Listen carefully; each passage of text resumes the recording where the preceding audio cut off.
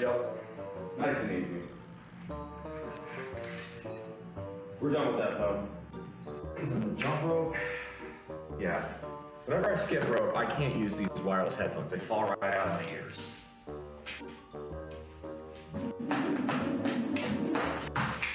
So of course, it would be helpful if I could get the rope itself not to fall out of my hands. Finish my protein shake, then we'll hit this. New name, who this? Yes, sir. For those of you who don't know me, my name is BullMuscle. For those of you who know me as Beer Battered Ag, yes, I'm going through a rebrand. This seems like a pretty good time to talk about that, so let's go ahead and talk about it. I'm a die-hard Aggie. The eyes of Texas are upon you. That is the song they sing so well. Sounds like hell! So goodbye to Texas University. We're gonna beat you all to chiggaroo-garem, rough, tough, real stuff, Texas A&M. Goodbye. We get a little bit more all. So why can't I click all? Oh, yeah, there it goes. Nice.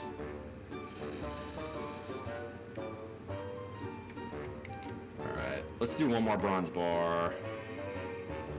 If you adopt the mindset, and this is a quote from Jacob Fisker of Early Retirement Extreme, if you know that guy, 10 points to you. But it's a quote that I find unbelievably poignant in today's era.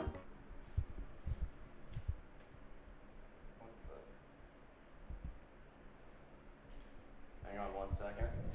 Something's going on with my cam. Stand by. What the hell? Come on.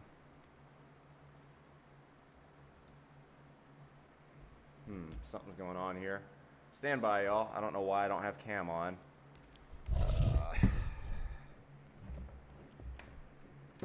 OBS is just deciding to throw me all sorts of wrenches this morning. Okay. All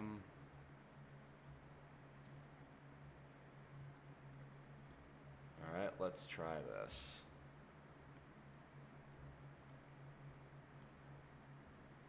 Need a video capture device.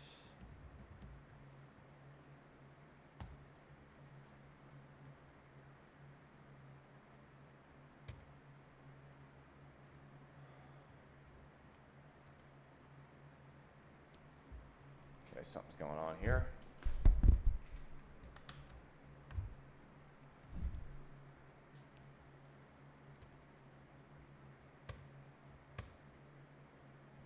There we go. I don't know why it was doing that. Sorry about that, y'all.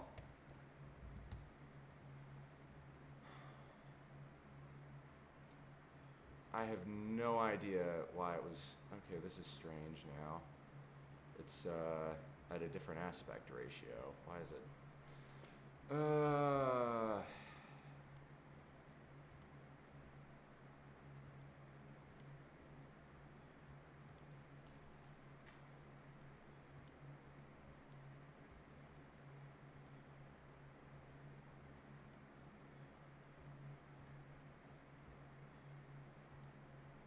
Let's try something. Let's try a different scene. Howdy, FM. No, that's not working either. Why is this not... Okay. Something's going on with my cam this morning. It's driving me nuts here.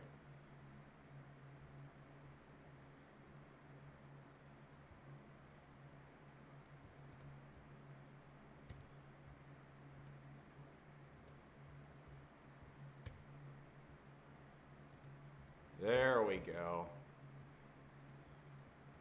Stand by, y'all. It's in a work in progress. For whatever reason, OBS is throwing me all the wrenches this morning, and I don't know why. But it's all right. We're gonna be fine. We got it working now. That's what matters. Perfect. Okay.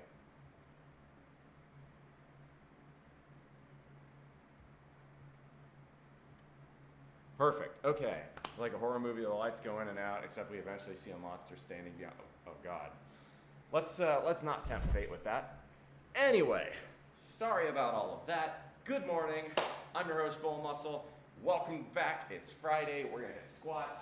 I don't know why OBS is deciding to be like, hey, what if I just decided to be the world's biggest problem child this morning? But that's what OBS decided to do. Anyway, so what do we have today? We've got squats, the king of the exercises. We're gonna hit them. We're gonna hit them hard. We're gonna hit them good. That's the plan anyway. We'll see how things go. I'm feeling pretty good this morning, so that's where we're gonna start. As always, we're gonna start with jump and rope, kind of warm up a bit.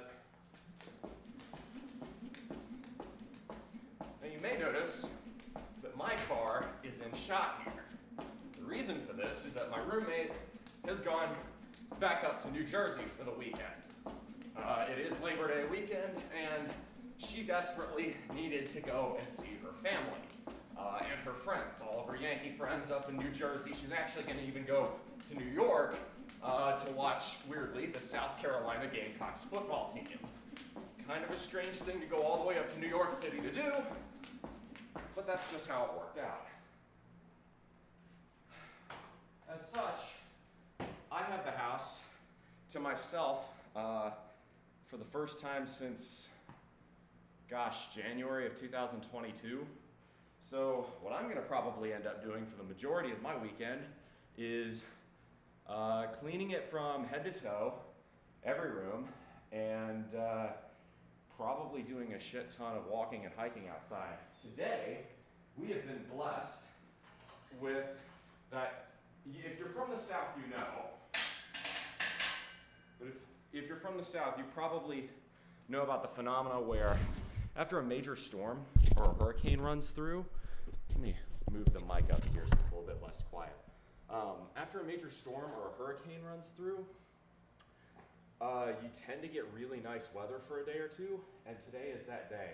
It actually got below 70 degrees this morning. 68, so not by much, but still, compared to the normal lows, which are closer to 80, that's a huge difference. And the other thing is that because my roommate took off early this morning, there have not been 2 cars charging in here. As a result, it's substantially cooler in here than it normally is, which is a blessing. It's not something, honestly, it's not something I normally get until October. Hopefully that means we get a better workout today than normal. Zexperado, thank you very much. Welcome to the bull pad. How you doing? So we're gonna get started, just warming up. Sorry for the long introduction and the technical difficulties. You never know what OBS will do on any given day. It's wild, like sometimes my Twitch, the connection between OBS and Twitch won't work. Sometimes the connection between OBS and Stream Elements won't work. And sometimes OBS won't have good, like the connection between OBS and the auxiliaries. So my microphone, my camera, all that jazz won't work. I'm very excited because my boy Severus is heading out here next week, and hopefully he can be my AV wizard and help really resolve a lot of these issues. So right now we're just squatting slow to stretch out. Okay, that'll do. Right, we're just warming up right now. Nothing crazy yet. Welcome, Ed. Family Feud interviewed 100 people and asked how will Bull spend his weekend home alone. Well, the primary answer is I'm not gonna be alone in the sense that I'll be lifting with you guys. Today, we will have legs. Tomorrow we'll have push. Sunday will be a rest day, so I'm not quite sure what I'm gonna do there. But Monday is Labor Day, and usually I lift on site on Mondays, but because it's Labor Day, I'm not gonna be going to work. So I could stream Monday morning if my audience wished for me to. I'm not gonna do that unless there's demand for it. If there is not demand for it, I'll do a pull day in here by myself. Forgot it was Labor Day weekend, that's right. That's why I'm alone in my house. That's kind of nice, honestly. Nothing wrong with having my roommate, but her being out gives me the opportunity to cook food the way I like it without concern of whether or not she'll eat it. That means lots and lots of veggies, lots and lots of salads, lots and lots of fish, and lots of spicy. So that's kind of nice. Now, my roommate's usually a pretty good sport about my cooking, which, in my opinion, my cooking is not fancy, it's not complex, it's not gourmet, but it does get the job done, and the macros can't be that bad if I got this going on. I'm certainly not eating, Burger King every day.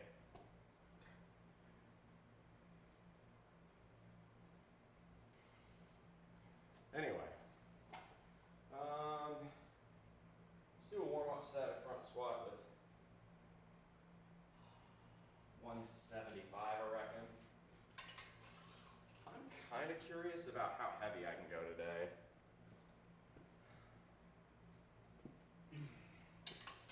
The thing with squats is squats are a bit trickier than bench when it comes to warming up. For me, I don't need that many sets to warm up if I'm going to max bench. In fact, it's somewhat counterproductive if I don't. But squats, I gotta have just enough to feel nice and warm, but not so many that I'm burning myself out prematurely. Hey Rainbow, thank you very much for the resub. Much appreciated, my man. You ever tried protein sparing rice? It's literally just rice made from egg whites that are whisked in a pan over medium-high heat. I haven't, but that sounds pretty baller. I do eat a fair amount of egg whites because you're right, it's pure protein. It's really good for you. Whole eggs are good for you too. It's just the macro ratio isn't as good. Egg whites are almost pure protein. Egg yolks have lots and lots of good micronutritional aspects to them, but from a macro perspective, egg whites are a lot better. So I eat some of both usually. Generally, if I'm cutting, I'll go more heavy on egg whites. If I'm bulking, I'll go more heavy on whole eggs. You're welcome. How am I doing? I'm doing pretty well. The one answer on the board was throwing a huge 80s style party, dealing with unintended hijinks, and high speed cleaning the house right before the roommate returns. Ha, that's funny. Let's start here. I'm not gonna put on my weight belt for this. This is just 175, and we're just doing fronts anyway, so I don't feel it necessary.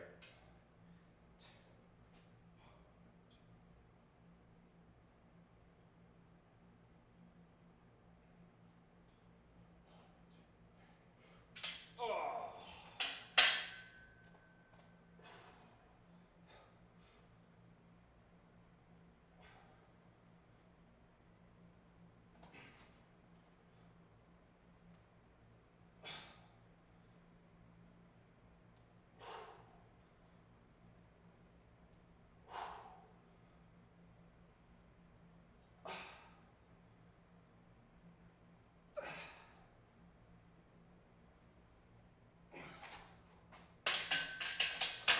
There we go. Nothing too crazy. Already watching the bestest. I appreciate that. That's very kind of you. Okay.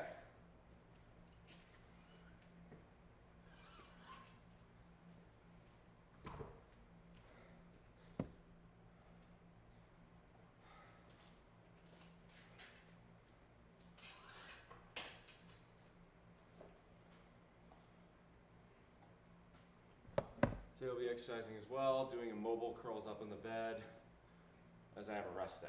Gotcha. So, this is a good conversation to have. What really is a rest day? And what should you do on a rest day? Should you lay around and do as little activity as possible on a rest day? Your pecs look bigger? Thank you. Appreciate it. No, you should not just do nothing on a rest day. That's not smart. I generally recommend light cardio. So, going for a little bike ride, a walk, a hike, some light swimming, stuff like that.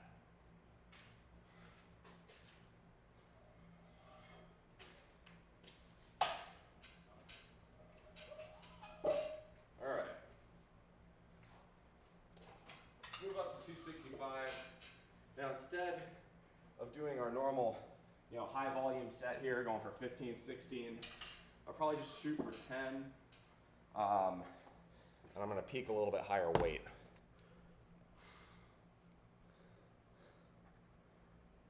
Let's see here.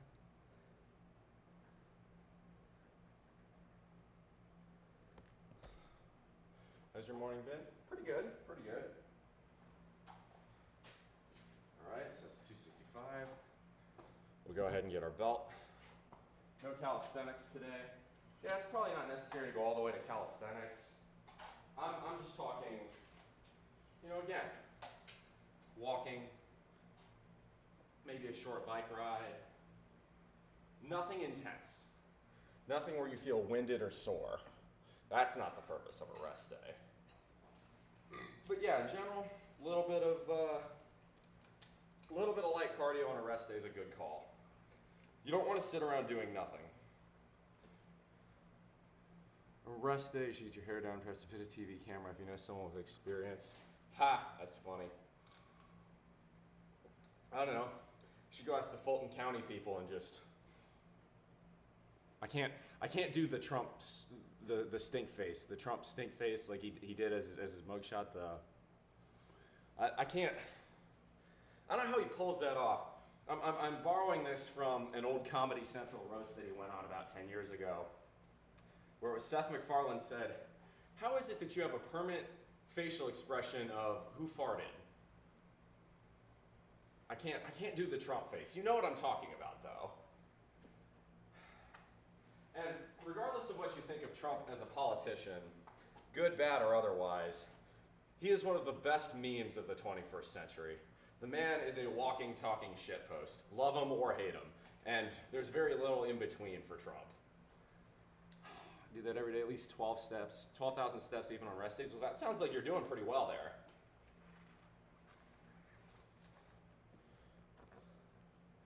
Yeah, so today we're gonna take it easy, go slow. We'll roll in when I hit squats. I'm gonna try and go a bit heavier weight than normal, I think.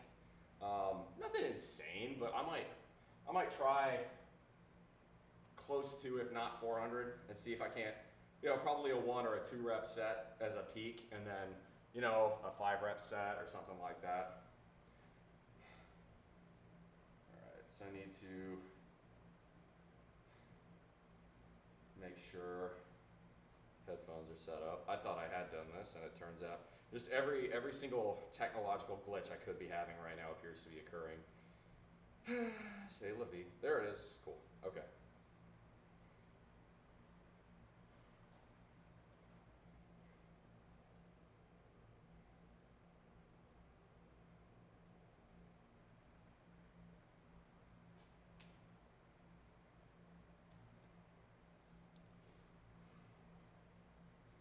My morning's been pretty good though.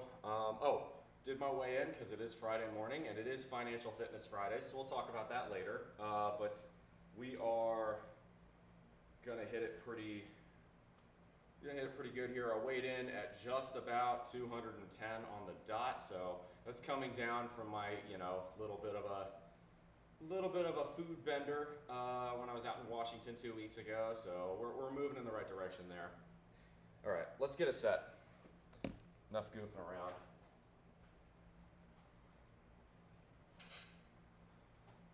Again, we're gonna ease into it, so probably won't do as many reps as normal this time.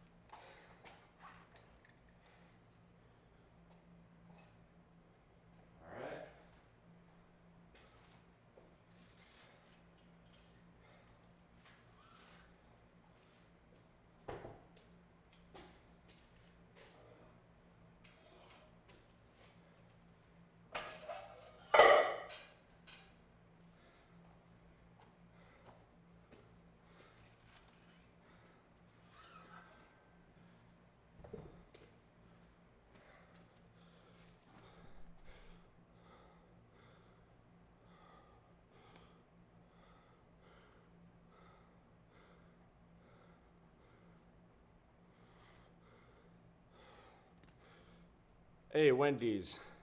That's only $265. See your physique, man. Because I would like to have similar physique. All the hard work you're doing, so I want to tell you, awesome job. Thank you, Rainbow. And you know, we're all on our own journeys, right? I've been doing this for 15 years. Now, I don't take steroids. I don't have some magic formula other than hard work, dedication, and a continued desire to learn. One of the biggest successes I've had is finding what other successful people do and asking them questions. Take Acro, Ari, here on Twitch. He has these amazing butterfly lats, and I'm like, I want that. So I spent some time on his channel, and he gave me some really great pointers on these single arm pull downs, and I can feel it in my lats every time I do those. Hey, Coel, good to see you as always. All right. They're going to start at 3. We're going to do just 1 or 2 reps. Actually, I'll do 355. We're going to start with calves. My reasoning being, the nice thing about doing a calf set first is that it kind of gets your body, it almost acts as a preload.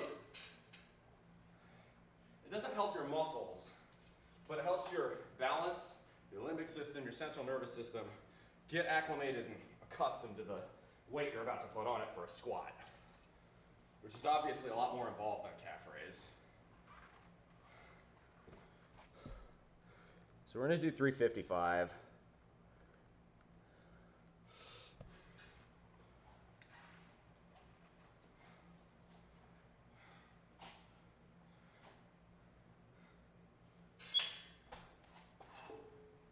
Yeah, I could definitely squat this no problem for a couple reps.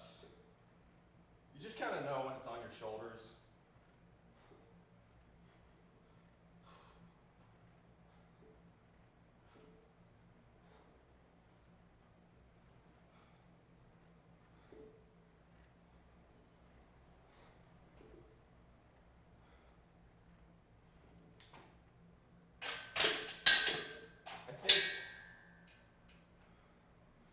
Stand to get a little bit more warm.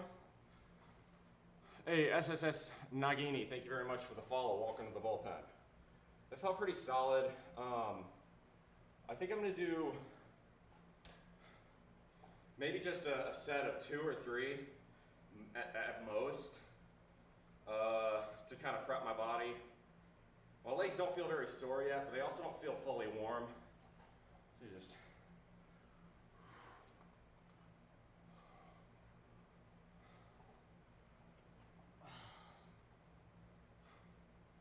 I wasn't really planning on going for a PR today, but that might be what we're doing.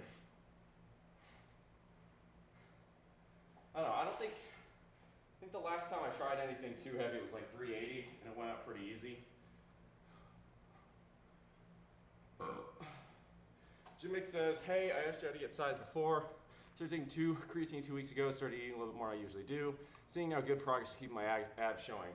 Good for you, Jimmick, good for you.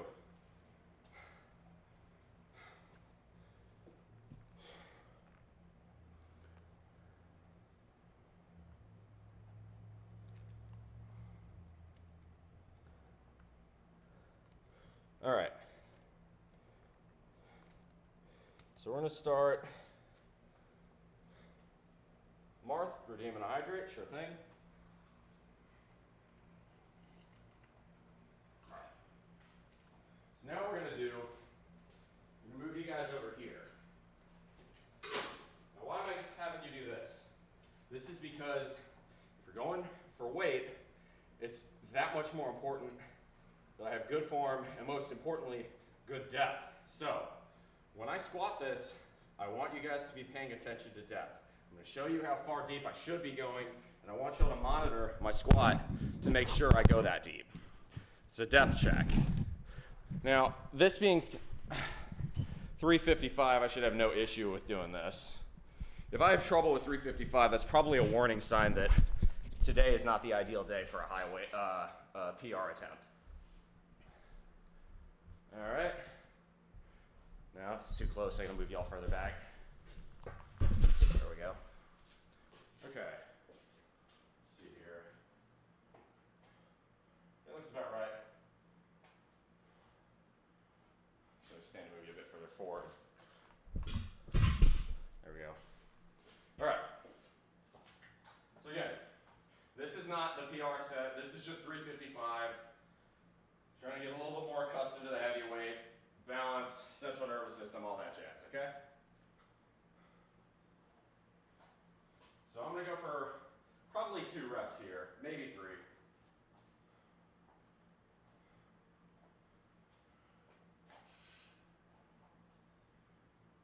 You know what, actually,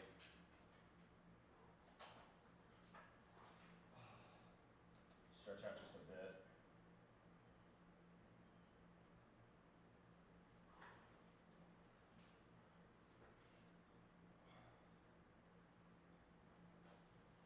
All right. Let's do this. Should have no problems here.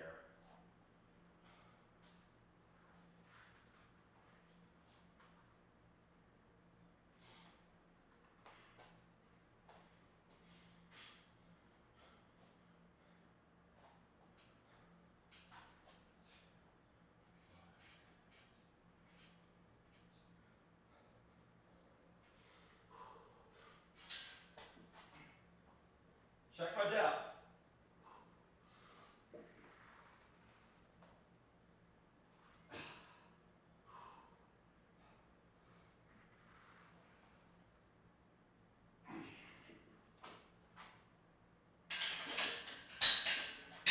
That's not bad.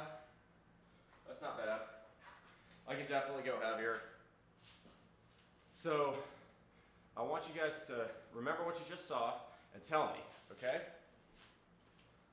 When squatting, you should want crease of the hips, the top of the kneecaps. In other words, you should be more or less just about at parallel. Was I at parallel? That's what I'm asking you, okay? How close? Was I too high? Did I go beyond parallel? Was I a bit low? Tell me about how my form looked. All right?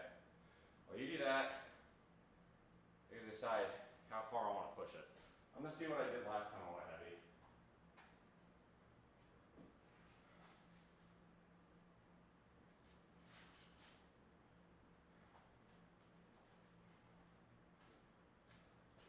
Lower than parallel? Excellent, thank you. That's good, that's good. I meant to go low there by quite a bit. Awesome, that's good.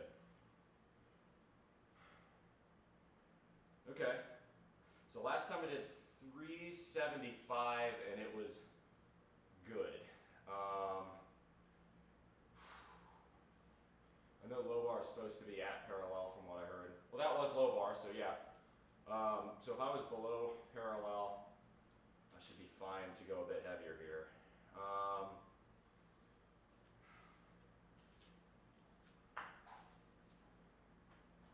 Wait, so you're saying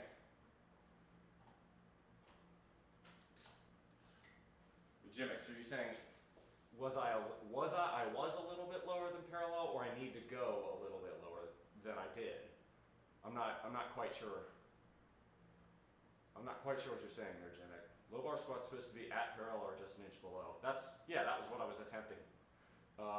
If I was going lower than that, again, it's very hard for me to judge, and that's why I'm asking you guys for help here. I wouldn't normally, but you get the idea. Lower and it's doing worse. Yeah, so that's the thing, right? It's very easy for you guys from this angle to tell me if I'm at parallel. It's very hard for me to just kind of, it's guessing, really, when I'm underneath the bar, right? When you got this much weight on your shoulders or upper back, you can't really be, you know, I don't have a mirror, I don't have a camera, so I kind of just have to guess. You're a little bit lower than parallel. Okay, perfect. Okay, so that means my depth is good. That means my depth is good. That's what I needed to know. Thank you. So the question now is, how much heavier than 355 do I really want to go?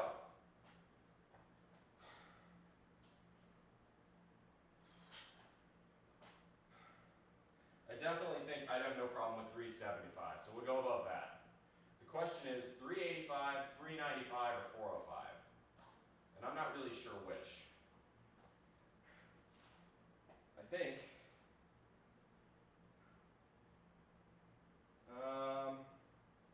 do we go balls to the wall and try 405? You probably could do 395. I'm kind of tempted to go balls to the wall and go for 405. I'm wondering, should I do it?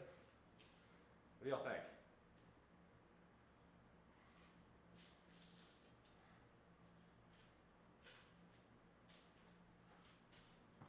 I think I'm going to try it. Here's what we're going to do. I'm going to preload it. I'm going to do a cap set at 405, see how it feels. If it feels just unbelievably heavy, I may go 395 or 385. We'll see what it feels like on calves.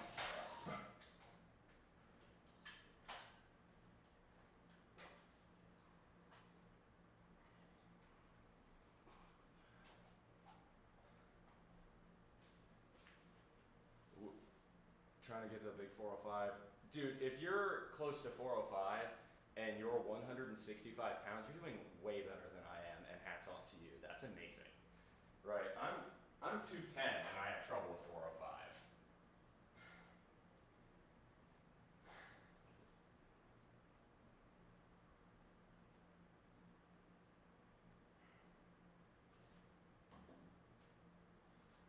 All right.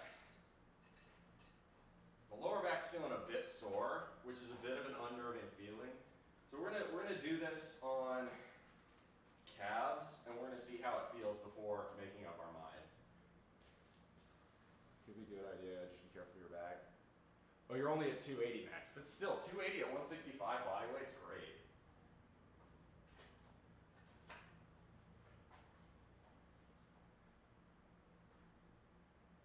All right, let's try this on calves to see how it feels. Doesn't feel that bad. Definitely heavy.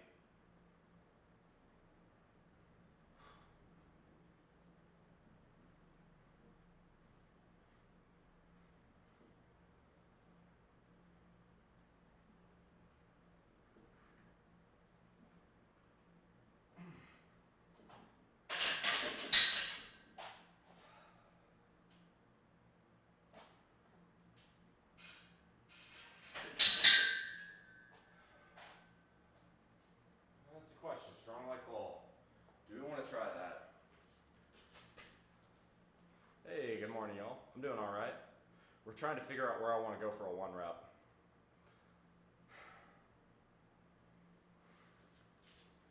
I'm not,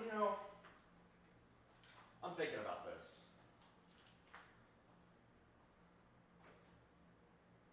I'm nowhere near a bulk, and I'm like, I haven't had a ton to eat this morning. Well, I feel really good. I feel like maybe I get this, maybe I don't. I feel like it's a coin flip. But from a safety perspective, what would the real benefit be? I don't see one. So I'm gonna go with, I think, I would rather get like a good 385 and go from there.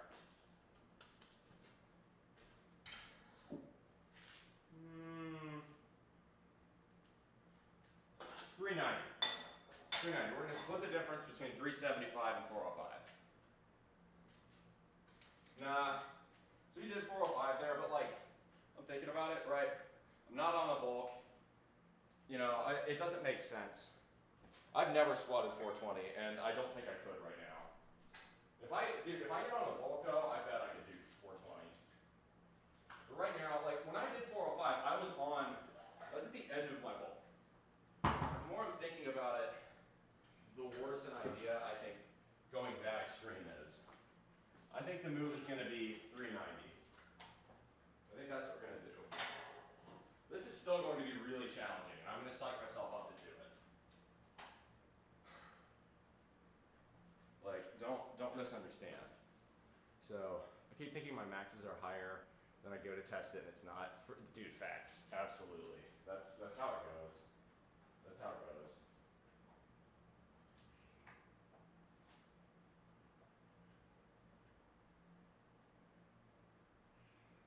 Yeah, I think we're gonna go for a 390 and we're gonna call it good there.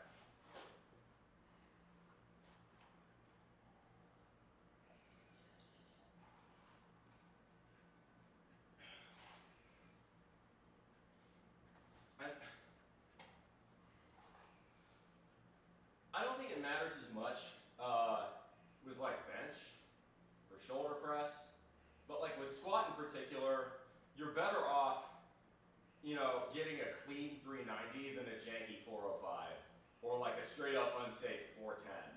You know, it's because the risk of severe injury is just naturally higher on a squat, given that, you know, the heavier you go, the more likely you are to accidentally break form. And if you break form on a squat, you can do some serious damage to yourself. So I think in general, gonna be better off just at taking it a bit, playing it a bit safer. I know that's less fun, that's less entertaining, but better safe than sorry, I think. Okay, so I'm gonna psych myself up and then we're gonna hit this.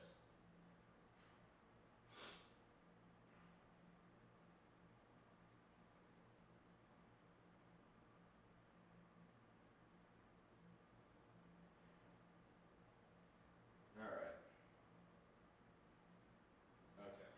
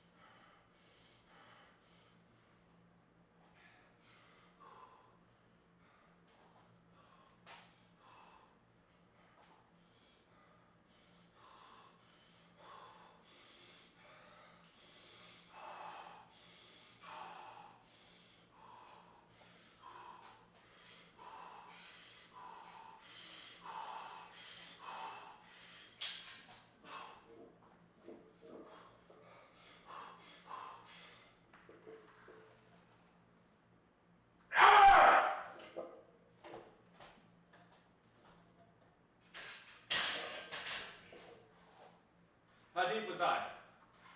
Whoa. I don't feel like I was deep enough. Fuck.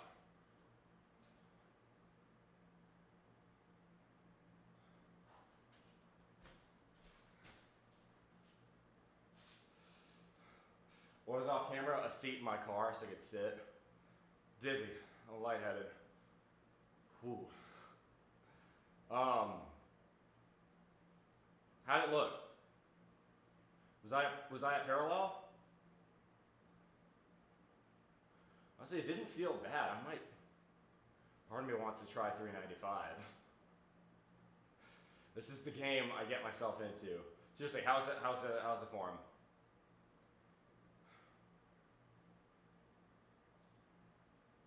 I don't, oh.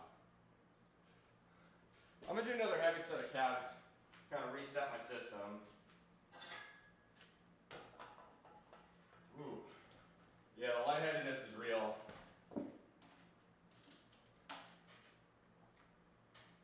I feel good. Back doesn't hurt. Legs aren't too bad. It's just, hitting weights this heavy is a massive tax on your central nervous system. Didn't think of clipping it. That's okay. As long as you guys tell me I was at parallel, all right? That's all that really matters. Was I at parallel? If the answer to that's yes, then the rest is irrelevant. I'm gonna do a little set of calves.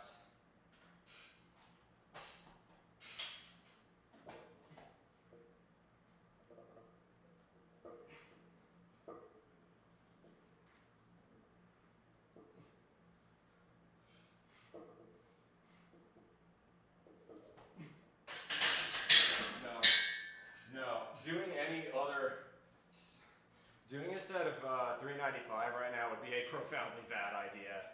We're done. We're gonna do one heavy set. That's gonna be it. Yeah, that would be a bad idea. We ain't gonna do that. But I will hit 355.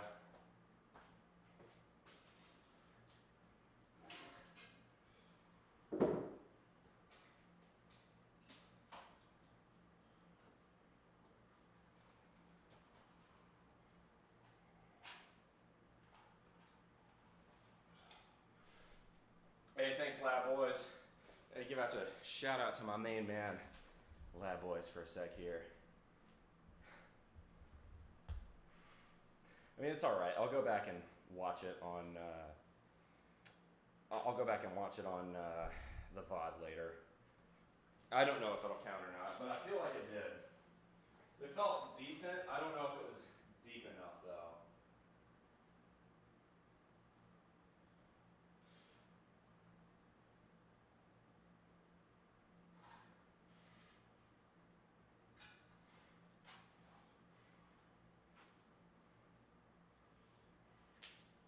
I think I'm gonna do one more set at 355, and then we're gonna kind of start moving down weight. Again, as I said, when you get to weights close to your 1 rep max on squat, if you're really hitting squat hard, you will feel weak in the central nervous system. It'll be kind of that needles and pins electrical sort of feeling, and that's very natural. At least that's how it feels for me. You have Whataburger, In-N-Out, or Zesto's open a location in SC, which you want. Dude, so Zesto's has gone downhill. There's one in Columbia, actually, and it's very sadly mid, honestly. I would want none of them, and here's why. I'm convinced In-N-Out in Texas is not as good as In-N-Out in California. And there's a very simple reason for that. Where In-N-Out gets an advantage over other burger joints is the fresh lettuce and the fresh tomatoes. For me, it always seems like, when you get the veggies and the fixins on an In-N-Out burger, that's what elevates it. And in California, right, or even Nevada, I had In-N-Out in Las Vegas, it was the same thing. You're not that far from the Central Valley, so you're getting really good fresh produce. In-N-Out in a place like Texas, or further east, you're not getting that same fresh produce, or it's been, refrigerated for days on end, and it's just not gonna have that same flavor. So the answer is none of them, actually. And the real reason for that is that Cookout is here, and I would gladly eat Cookout over any of them, including In-N-Out. Though I must admit, and this hurts my inner Texan to say, In-N-Out is superior to Whataburger at this point. Whataburger's gone downhill. It hurts to say that. If you go to In-N-Out for lunch, no sweat. You do Cookout's better. Deal with it.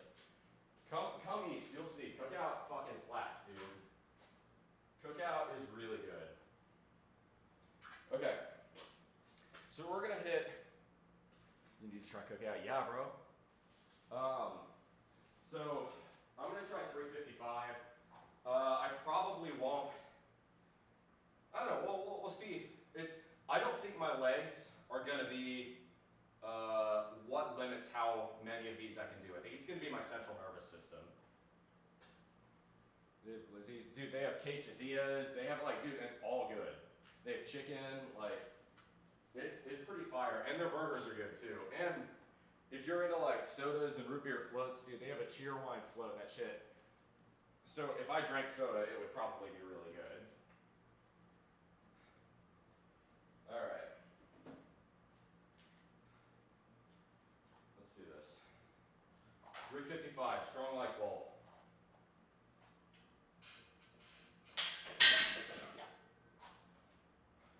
And if it seems like I'm going slow right now, that's because I am.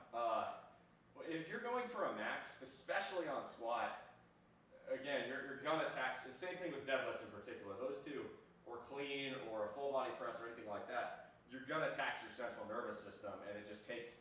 The only thing that makes that, feel better is time.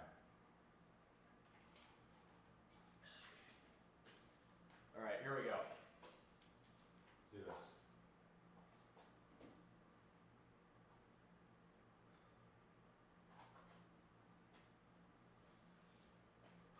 Strong like bull.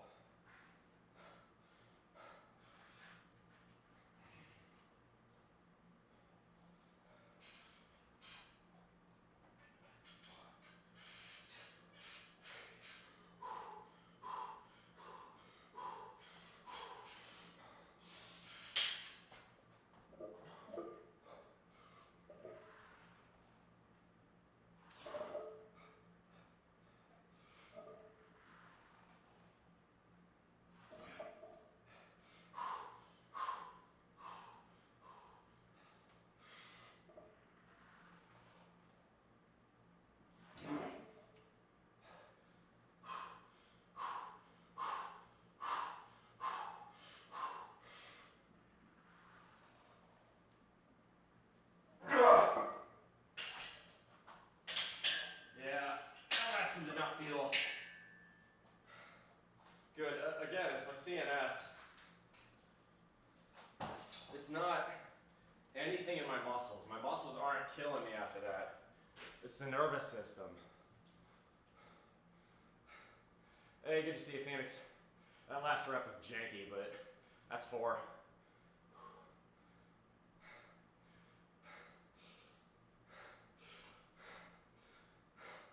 That was hard. All right, we're gonna head down weight.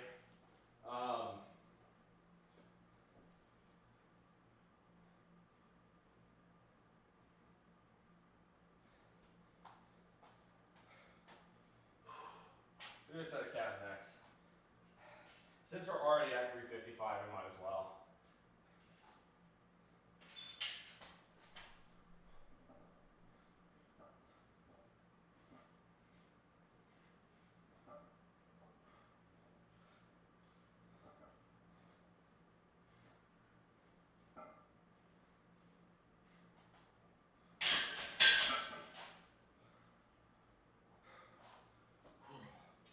Okay.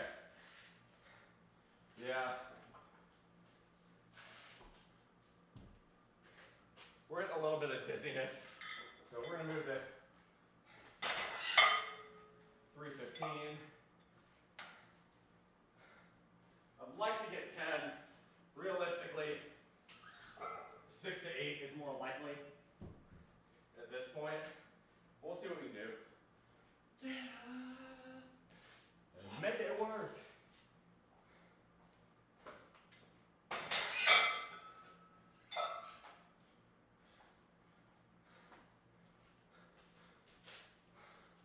thoughts on Night Ranger, the band? I mean, Sister Christian's a banger to work out to when it hits that. You rest during the soft parts and, you know, hit the set during the chorus. Not bad.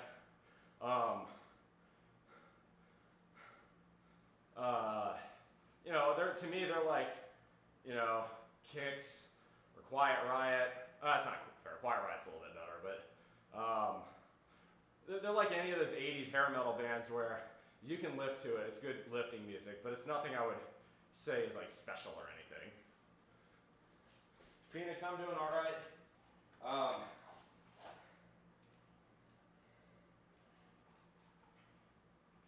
Defo feeling it on the CNS right now. That's how I'll always be. Hold your head up high, look 'em in the eye, never say die. Get up. Now we're talking about 80s bands. They're great for lifting to. 5150 by Van Halen. Get up, make it work. You listen to 5150 and tell me this is not a band that had a second life after David left. Van Hagar, a lot of people like to slander Sammy Hagar, and I don't get why. He was good. He still is good. Dude is going out there and making the music. He's like, what I love about Sammy Hagar is, dude's almost 80. He's still living his best life. He's enjoying, you know, he makes music with basically anyone. Okay, I'll put it this way. Sammy Hagar is to rock what Post Malone is to rap. You might not like him, but he seems like a super chill dude to hang out with, and he's super open to like collabing with anyone. And I dig that, because you never know what's gonna happen. I used to probably put like Dave Grohl as the grunge for all alternative, or like equivalent to this. But yeah, no, I fuck heavily with Sammy Hagar. He's pretty cool. Sammy Hagar, and that's the thing, it's like, Sammy Hagar has never been one of these intellectual rock and rollers. He's not trying to lecture you about something he thinks is important.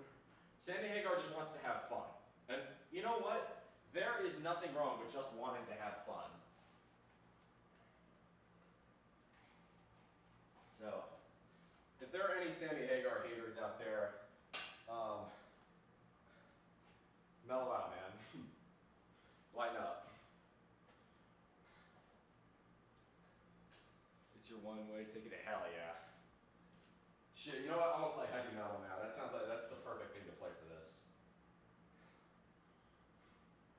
Not to mention, this is quite literally metal, and it's quite heavy as well. So, even better.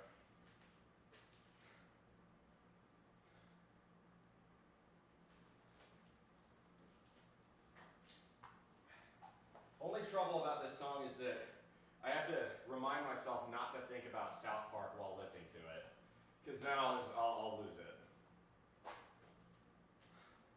Bro, play Youngest Daughter by Superheaven next, you'll like it. I don't play heavy metal right now, but alright. Sorry, I had to step away. Someone's cutting my grass. It fucked me up royally. Dude, alright. Disclosure. So I know, like, everybody thinks, you know, I'm super frugal. You know, I'm very much DIY instead of outsource your chores, and I am. But the one guilty indulgence I will say I have is I pay a neighbor to mow my lawn, and it's so worth it. It's just an unpleasant job here in the summer because of the mosquitoes. It's that simple. It has nothing to do with, you know, me being lazy or not wanting to do it. It's that the mosquitoes are so aggressive that they eat me up like a steak dinner. I hate it.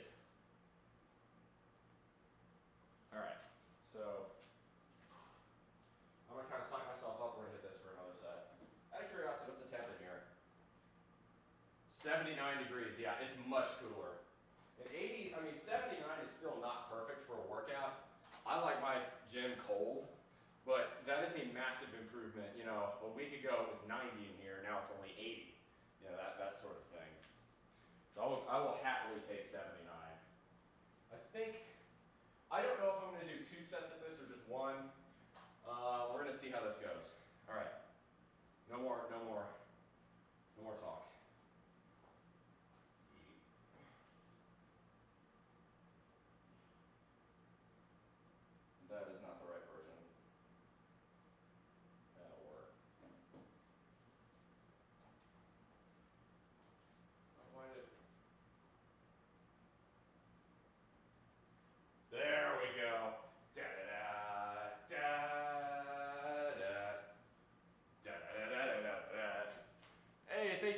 Severus, for the gift subs.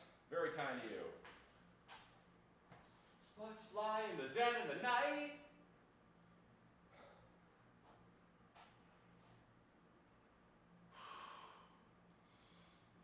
Come on, strong white bull.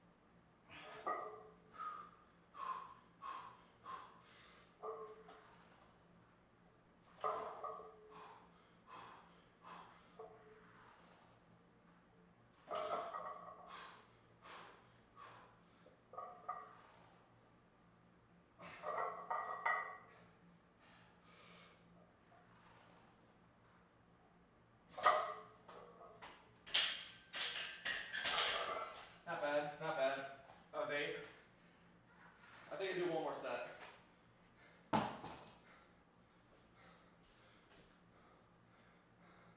Working while watching, hence the gift. Well, thank you so much, Seb. It means a lot.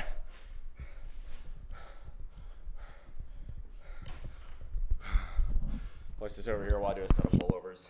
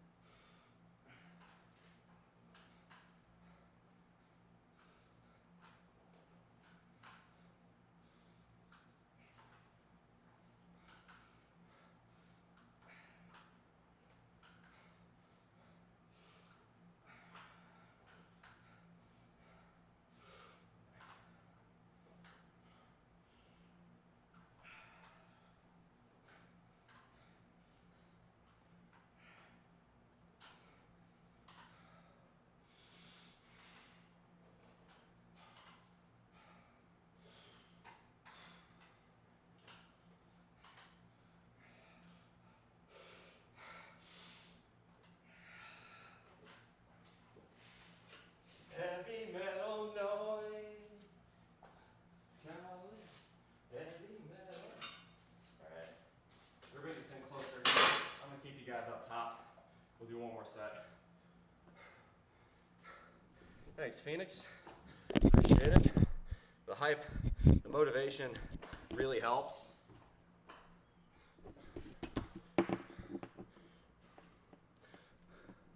I always appreciate that.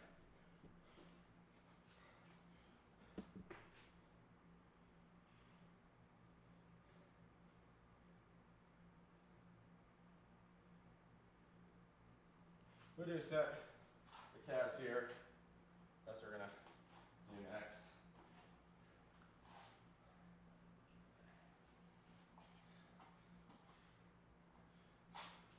Two, three. You know what? We'll go this way for a change.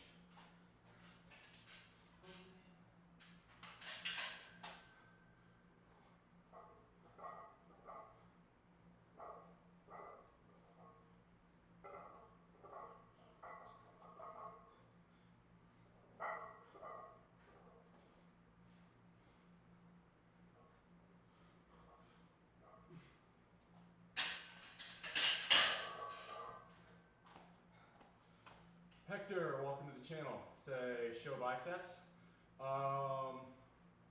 Normally I make someone redeem points for that, but since you're new and first time chat, welcome to the bullpen. If you hit that follow button, I'll show my biceps. How about that? Hit that follow button, I'll do it.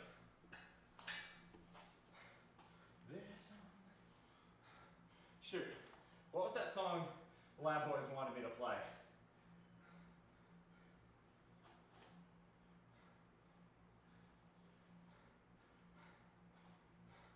Hey, there's that follow. All right, deal's a deal.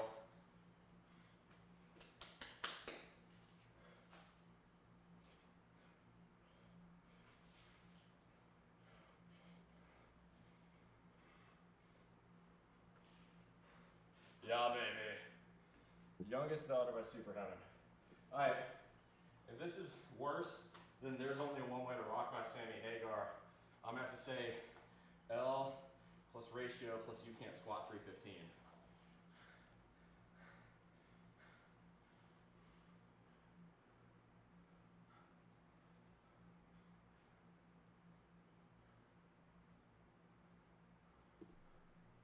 Kudos on the hard work you put in for those biceps. Is this guy flexing on the fans? I would never flex on the fans. Hector, are you not from the United States by chance? It's usually in the U.S., or at least down here in the South. It's customary to say please if you're asking something like that. Good manners are so underrated. All right, youngest daughter by Super Heaven.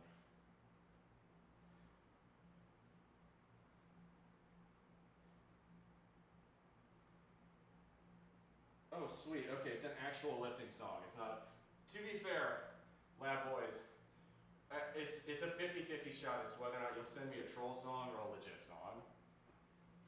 I appreciate you being a real one and giving me a real song, because, like, this is not easy. That's a good riff.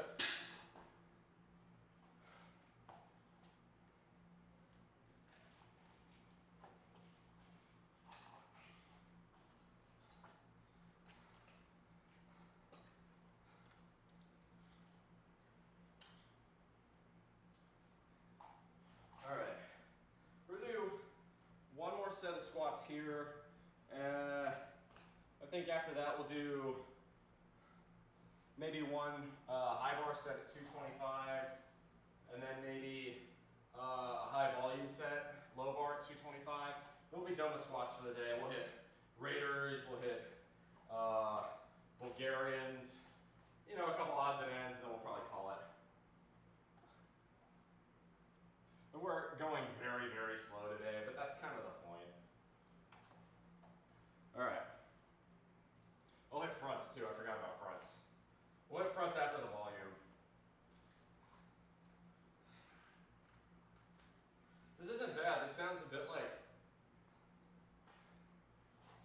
it feels like a mix of Alice in Chains, Tool, and something else. I'm not quite sure what, but like kind of like they feel like a grunge band from like the 2000s. Give us on the hard work you put in for those biceps. Pull-ups are the key, I promise you. And also squats. You'd be amazed at how much squats will help all your other muscles. Right, when I'm doing these squats, especially low bar, everything. And this is why it hurts my it damages my CNS so much, right? It takes so much out of me. Calves, hamstrings, quads, hip flexors, glutes, obviously, lower back, abs, chest, shoulders, biceps, triceps, back muscles, all of it I am working when I hit these squats in some way or another. Basically my entire body tenses up. And it definitely makes it hit different. Okay. Let's do this.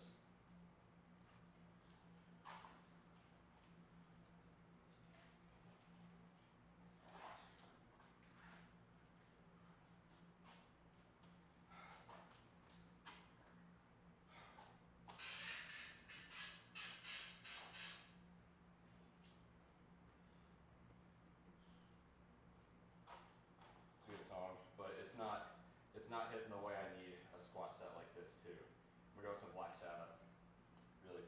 here. I'll play the rest of the song, don't worry, but I need something that really just hits for me. And for me, Black Sabbath always does the job. Yes, Sabbath, bloody Sabbath. All right, here we go. Strong like bull.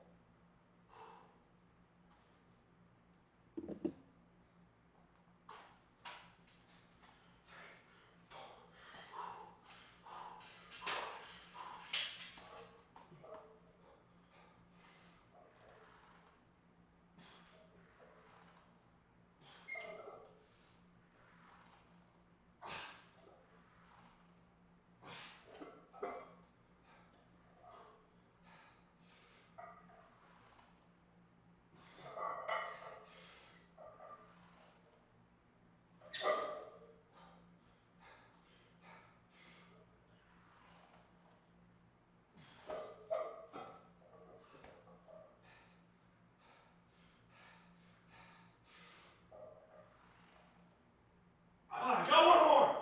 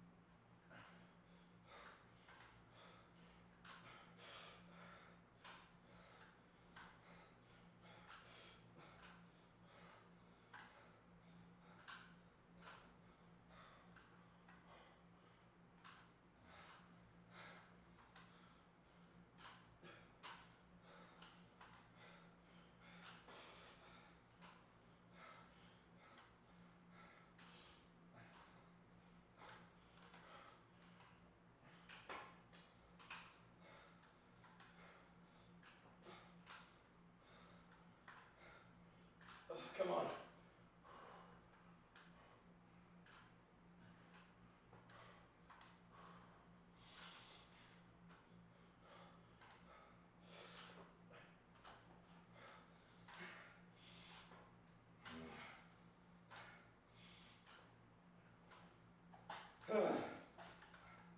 Holy shit.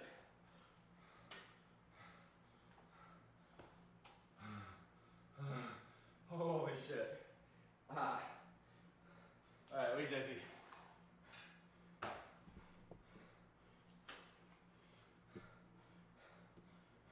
That was hard.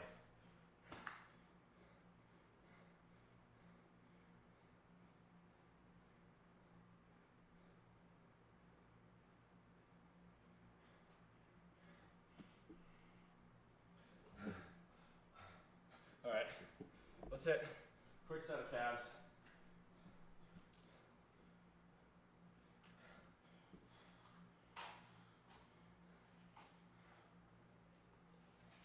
Alright, it's starting to warm up. I think 80 is that number, or as it starts getting above, the sweat starts building and it becomes a lot harder to hit sets.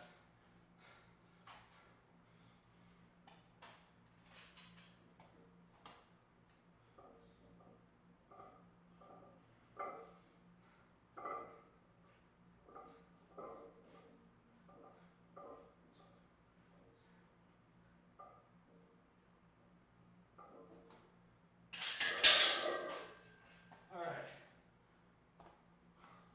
Rihanna, thank you very much.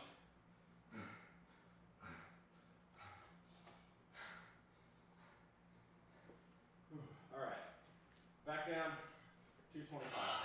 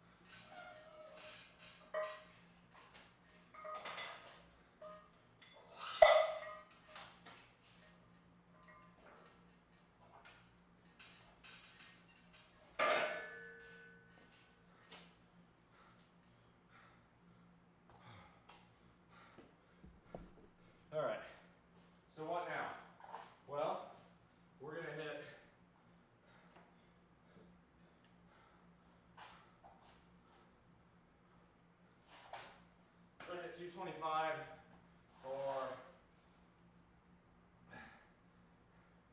we're gonna hit 225 for high bar, probably a set of 10 to 12, and then 225 for low bar, and for that we're gonna go volume.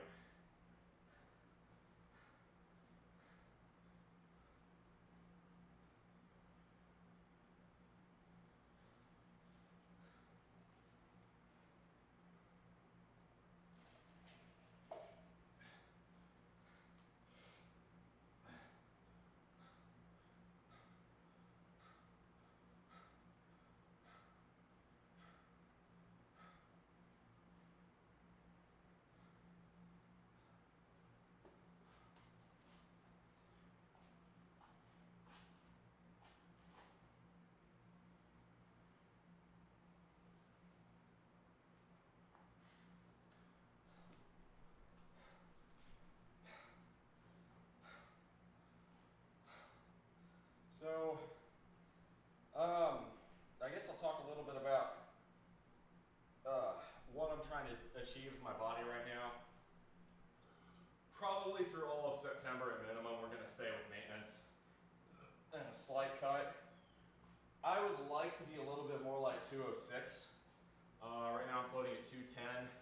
And frankly, I can fluctuate 4 pounds in one day, no problem. But I'm talking, you know, instead of bouncing from 206 to 214, I'm talking bounce from 202 to 210. And right now I'm a bit above that. So that's 4 pounds of body fat multiplied by 3,500 calories per pound. It's a 14,000 calorie deficit, which means it'd take about a month for me to get there running a 500 calorie cut. I'm gonna look to go a little bit more cautious than that, like a 250 calorie deficit. Really try and stay at maintenance as best as I can. You know, it's gonna depend. Really, there are some days where it'll be a 1,000 calorie deficit. There's some days where it'll be a surplus. Like, it often depends on, am I lifting? What am I eating? Am I going out to eat somewhere? What food is on hand, and so on and so forth. Have I been drinking? Because I know full well that when I drink, I tend to overeat. It's just, for me, that's one of the effects of alcohol. So, you know, I have to live with that. I have to go with it. All right. Temperature in here now. Yeah, we're at just about 80. So it kind of follows suit. I think, have we hit 30 viewers at any point today? I've seen 28. If we hit 30, let me know, because that means y'all get handstand push-ups.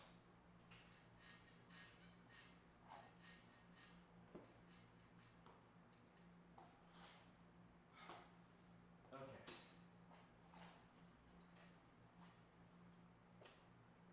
So, this is high bar. I don't do high bar for heavy weight anymore. There's just no real purpose for that. High bar for me,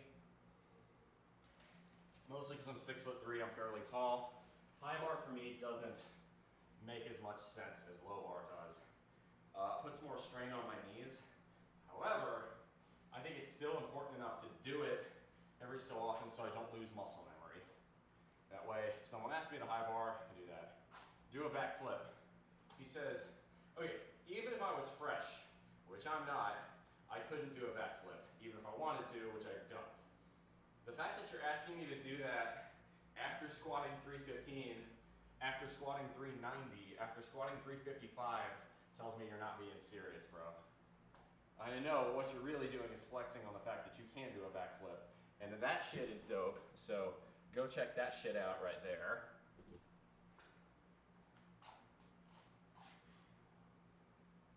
All right, I'm gonna get ready to do another set.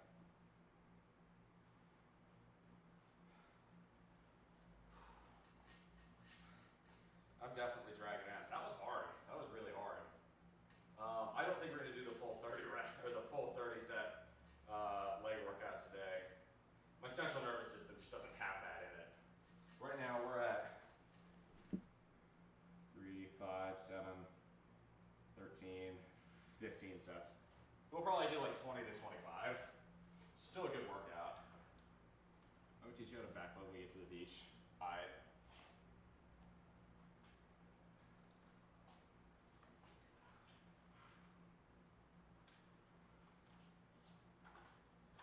Here we go. Alright, notice the difference in the position of the bar on my shoulders.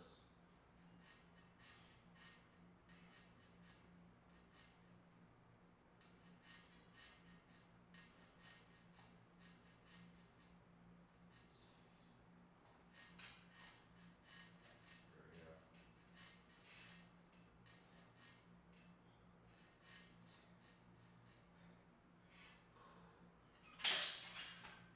God, this feels like way less weight now.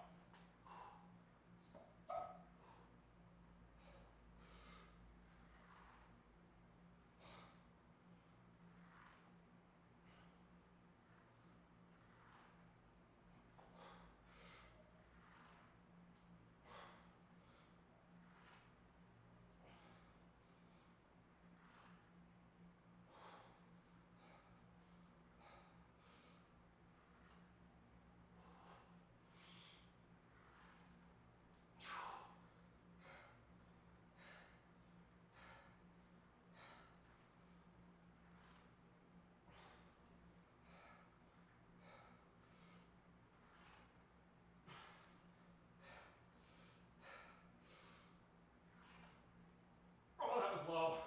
That's too low.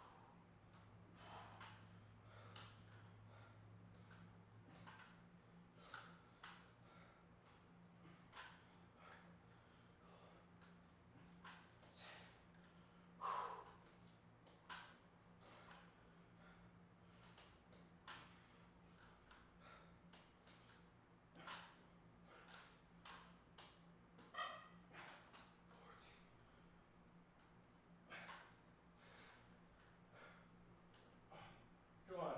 16.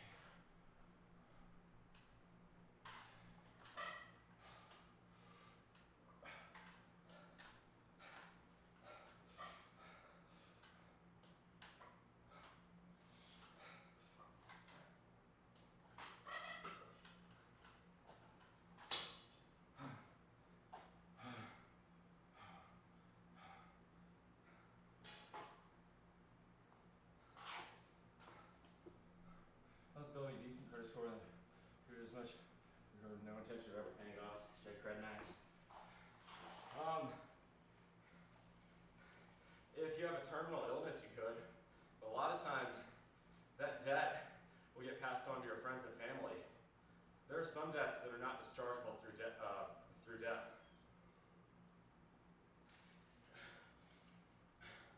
Especially because companies will get wise to what you're doing, and then they'll ask you for a cosigner, which means you're signing someone else up. Yeah, well, the Mohawk never left. Hey, so we got 36 in chat. Y'all ever in handstand push-ups then?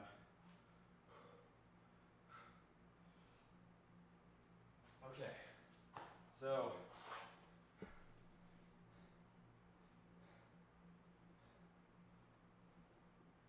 we're gonna do 3 sets of Raiders, 1 more set of squats. We'll hit front squats, Bulgarians, and that'll probably be a day.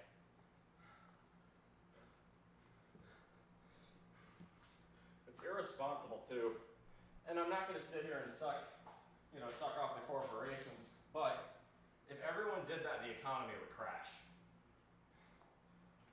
That's effectually what happened in 2008. The government forced banks to loan out mortgages to people who did not have the money to pay them back. As a result, it built a giant house of cards and a housing bubble in the mid-2000s. And in 2007, that bubble started to pop. And in 2008, a lot of people got foreclosed upon because they lost their jobs and all of a sudden could not make payments on the giant mortgages of homes that had suddenly gone underwater in terms of value. Yes, there were regulations set in place in the 90s. Ostensibly, again, it was, the road to hell is paved with good intentions. They were to help lower income people get mortgages and home loans. The problem with that is it artificially subsidized bad loans, loans that were not responsible, loans that way over leveraged people on the houses they bought. Giving loans to people making $30,000, $40,000 a year on a $400,000, $450,000 home with minimal down payment is not a sustainable strategy. No, it's not simple. Dude, there were regulations passed in the 90s, man. It was done under the Clinton administration. You don't remember that. Everybody likes to blame the housing bubble on Bush, and Bush was a terrible president, don't get me wrong. But the federal government forced banks to give out bad loans a lot of the time. They were heavily encouraged to by the regulatory environment of the 90s and the 2000s. It's not flat out bullshit.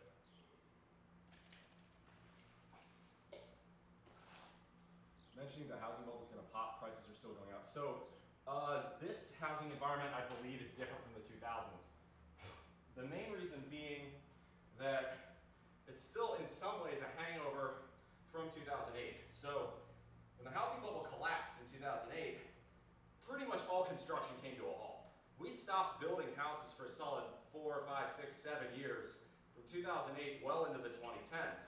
As a result, that spiked a housing shortage. It induced a housing shortage, and because our population in the States has continued to grow, it was floating around 300 million in the late 2000s.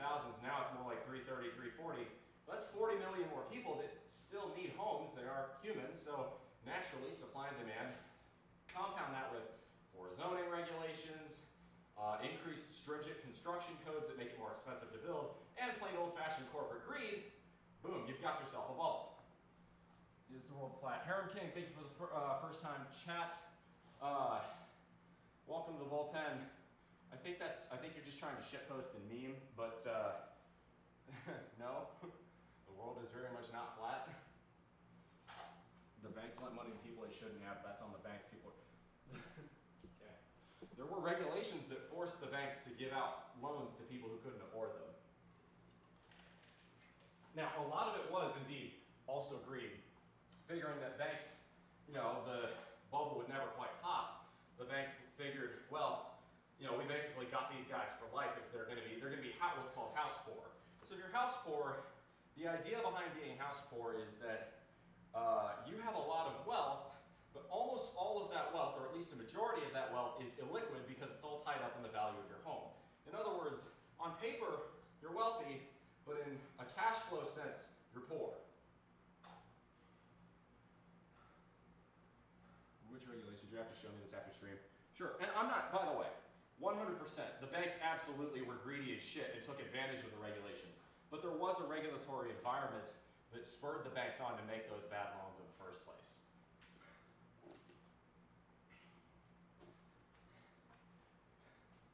It was done under the guise of affordable housing, but again, it was good intentions and bad results.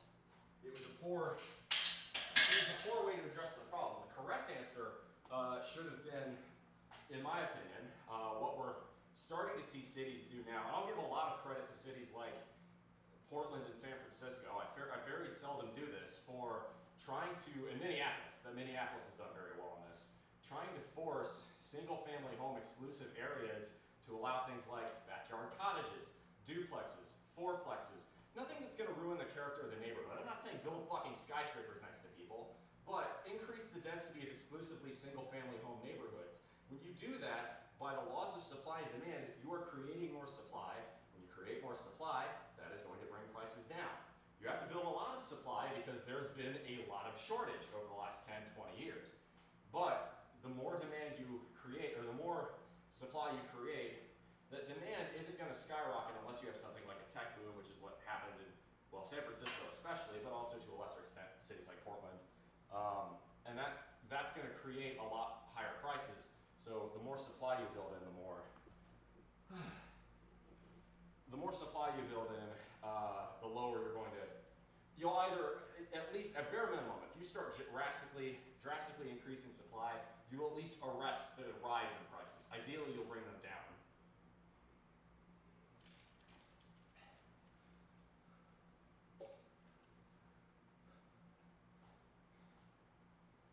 Plus, I'm a 6'4" Iberian man, 229 pounds. I'm 6'3", 210 here.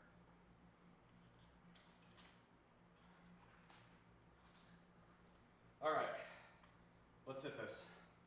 Last heavy set rather. This is for volume, so we're gonna go for, see what song do I wanna hit this to? By the way, let me go ahead and mention this. For those of you who didn't know, I've been doing a little bit of networking, and it's not likely, but there is now an outside possibility that I am not going to be in South Carolina in 2024. I may end up switching jobs or moving. I would say right now, I'm just putting my feelers out. It wasn't something I was expecting, but when I was up in Boston, I ended up networking with some people that I was really impressed by, and they were definitely looking to poach me because I have a unique set of skills in terms of my career that make me rather valuable as an employee. Hey, Sungwon, good to see you. How much do you weigh? Tell me, that's none of your business. Yeah, so I'm open with my height and weight, and I'm open because I like to provide examples. Weight loss and fat reduction is a science, it's not math, it's all based around the numbers. But if you are uncomfortable with sharing your weight, that's entirely your prerogative. Your own privacy is your own right. Hera, don't fucking bully in my channel now, that's not cool, okay? That's your warning. Don't do that. You're welcome to stick around, but don't be a dick. All right. If people don't want to share their weight, that's their choice.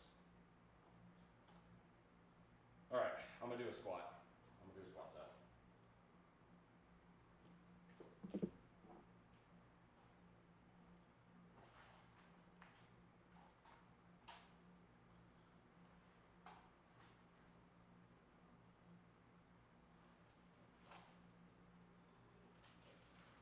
I may be old and busted, but look at my rusty ass equipment here. That's how I like it. All right, last set, strong like bull.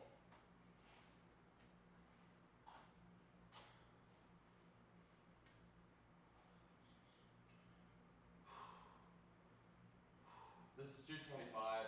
This shouldn't be too hard. We're gonna go for volume. Ha!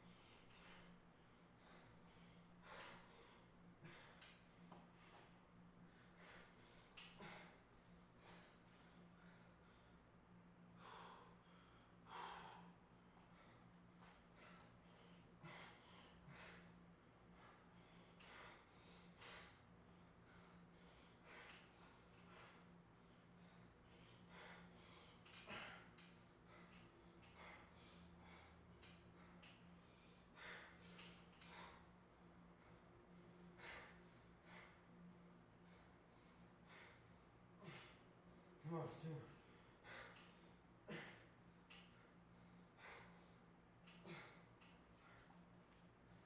That was good. That was good.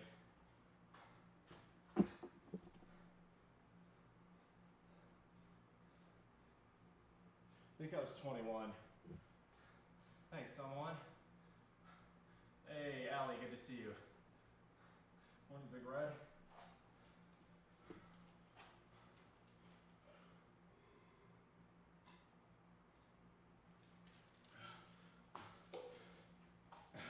We're not fucking finished.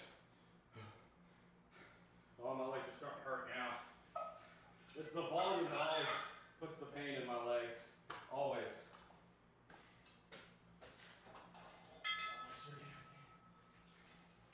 Living my life in the box, sleeping in the trash, taking girls for the things I need like booze, drugs, and ass. Dad, out. Survival in the war zone. Attitudes make everything alright. Half right, smoke it out till it's all black.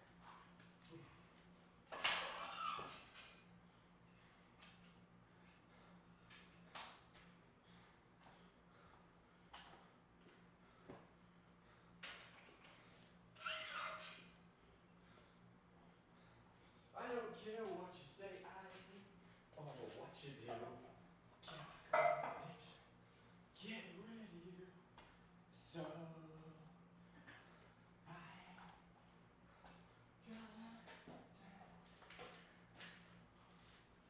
take goodbye.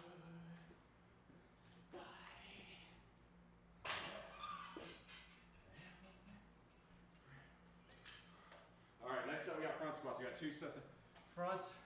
We were rotating Harrison Bader in a Reds uniform. Dodger made it safe up to Jersey. She's still driving there. She left here maybe 3 hours ago.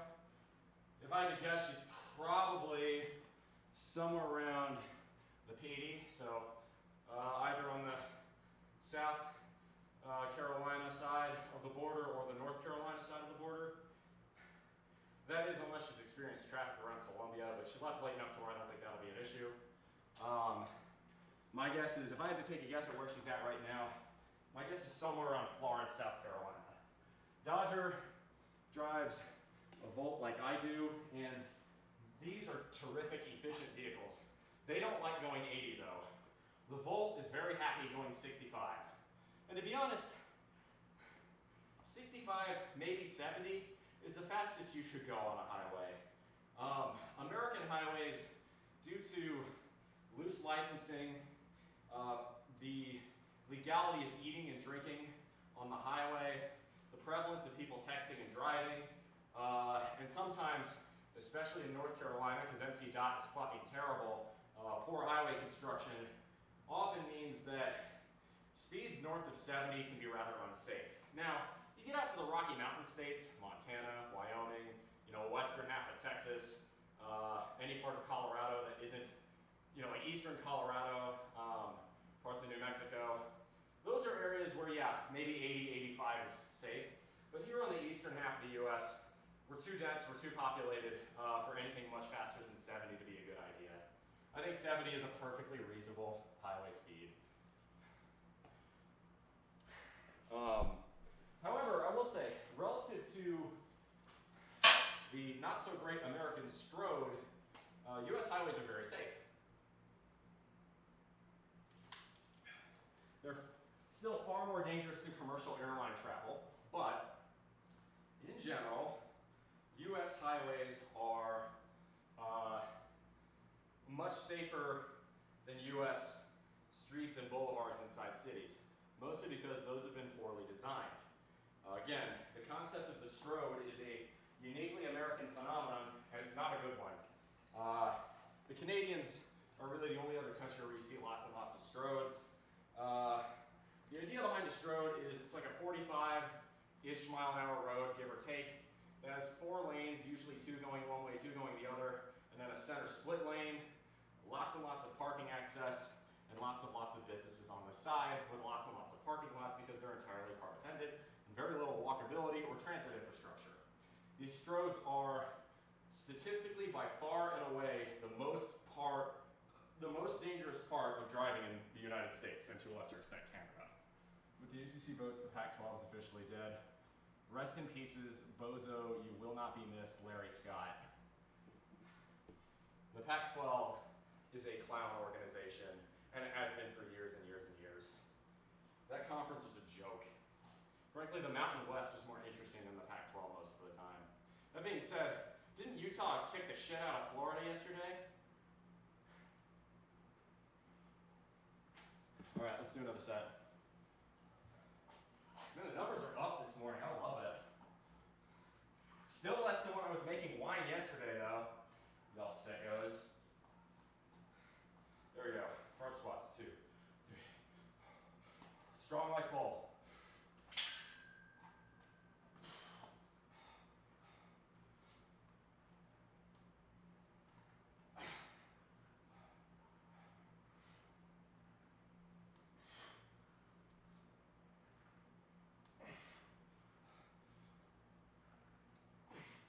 Come on, one more. Oh, God. That went too low. Ooh. Ooh, that did not feel good on my knees. Shit. Ooh, that might have been a mistake. I'll give myself a bit. We're running out of gas.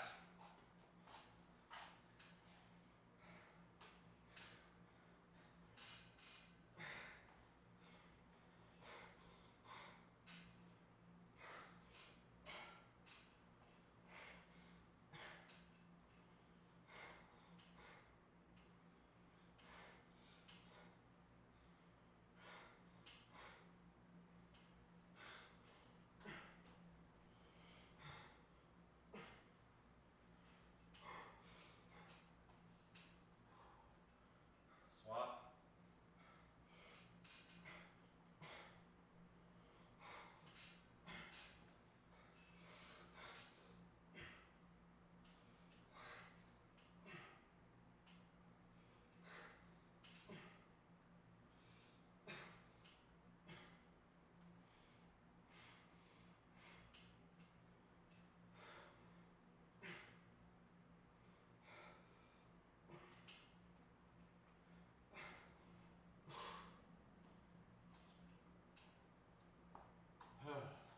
Alright.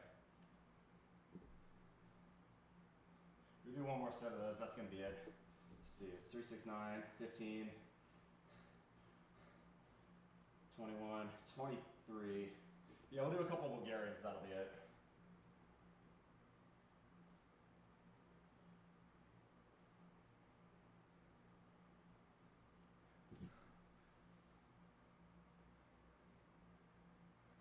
Dude, I'm telling you, Mike Evans is the only reason anyone ever thought Johnny Manziel was any good. Again, I watched this player with my own 2 eyes in College Station.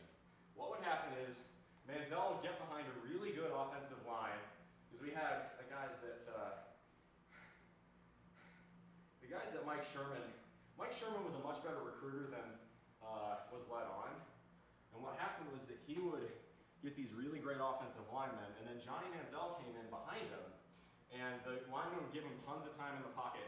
He'd scramble around and run around like an idiot, and then wait for Mike Evans to get open, huck it downfield, and Evans would always make the catch if it was anywhere within his own zip code. Mike Evans is going to be a Hall of Fame receiver. He's Isaac Bruce or Terrell Owens or even maybe Jerry Rice levels of good. By the end of his career, if he stays healthy through his 30s, Mike Evans will be an all-time great. Here we got a new follower, Gene N. Thank you very much. Much obliged. Welcome to the bullpen.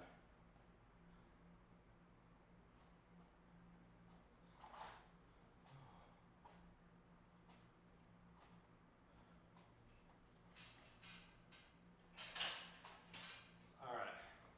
Last set of squats. We're gonna do one more set of fronts. We're gonna hit Bulgarians. That's gonna be it. I'm pretty shot. My legs are starting to really give out. But we're gonna finish strong. Dr. Whitties, thank you very much. Or Whittles, thank you. Welcome to the bullpen.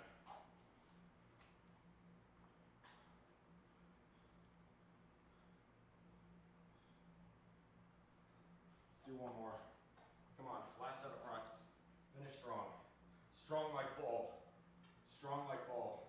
And I'm dying here. This is hard. It's combination of things really. Central nervous system is shot. Legs are shot. We're just struggling to get through here, really. We'll finish strong.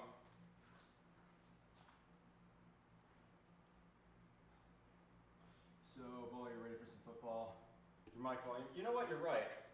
My mic is all the way back here. I should bring it closer. Let me fix that.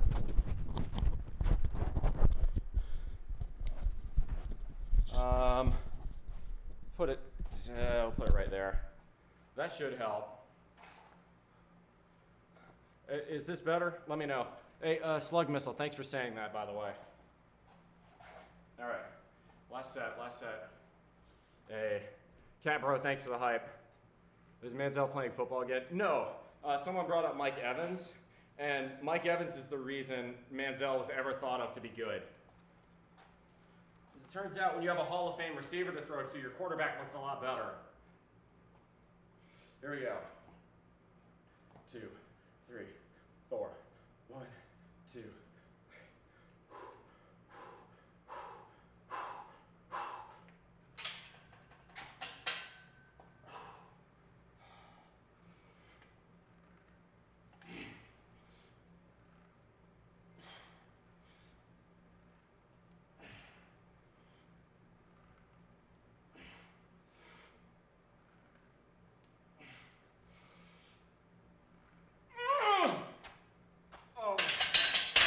That's it. That's all I got on squats.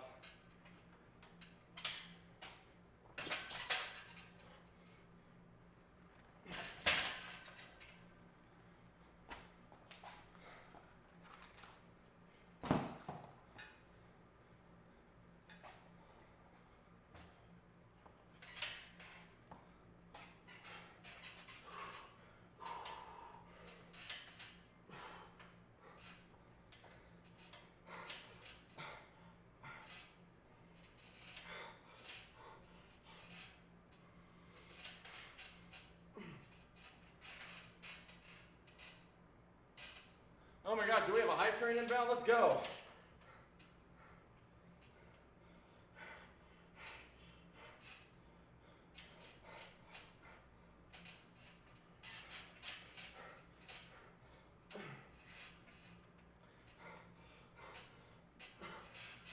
I finished my Raider pulse.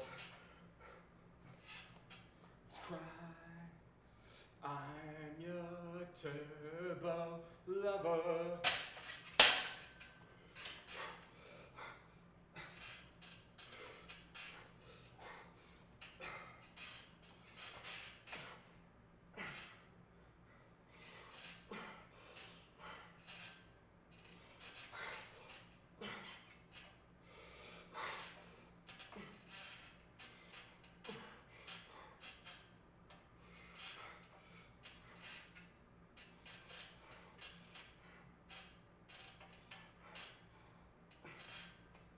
All right, you're there.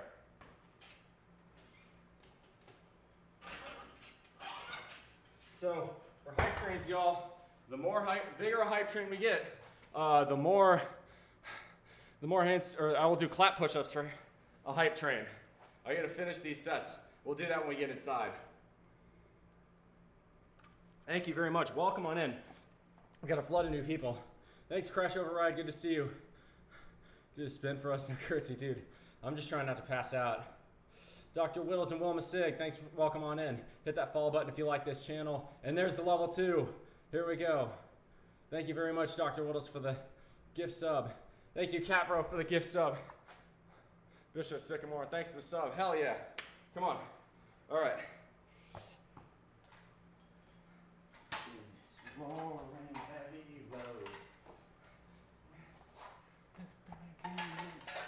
Shatter and explode. I'm your turbo lover. Let's do this.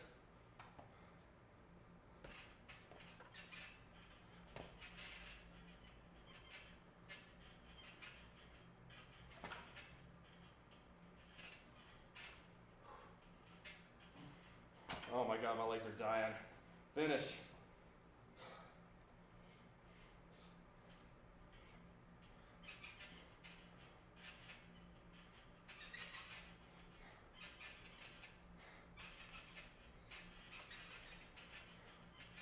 Level 2 complete. All right.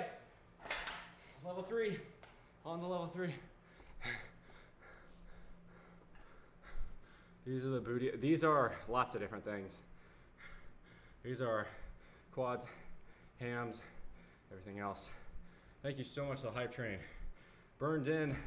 Oh my gosh, we got loads and loads of gift subs. Dr. Whittles, thank you so much for the gift subs. I appreciate that. Thank you. Thank you.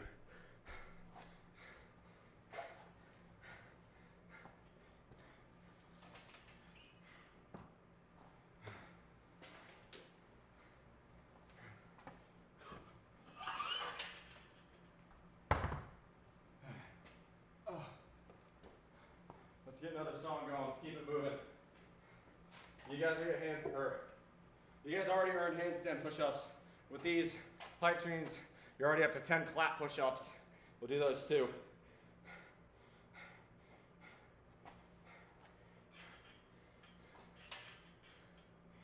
Let's finish.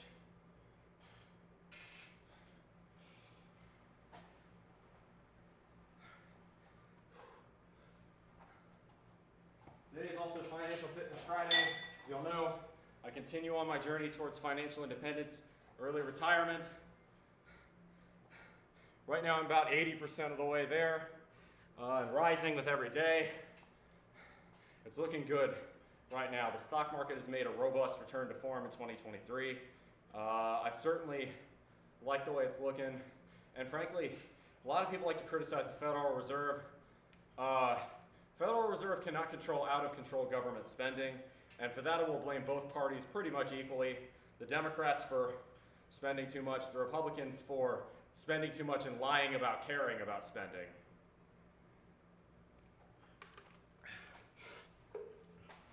I can at least respect the Democrats' argument of, well, the deficit doesn't matter because still the world's reserve currency, blah, blah, blah.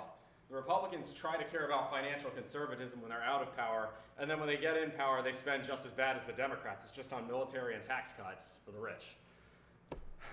Hava, welcome on in. Talio, thanks for the sub. Appreciate that. Hey, and Talio, I didn't realize you hadn't followed. Welcome to the bullpen officially then. All right, let's do this. Let's hit this.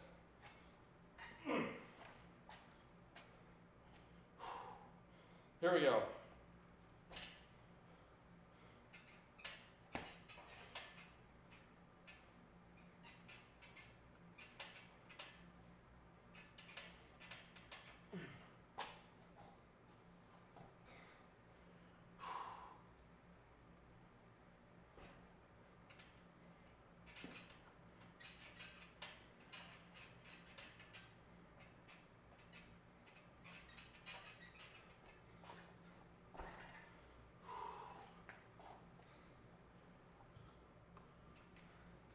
All right.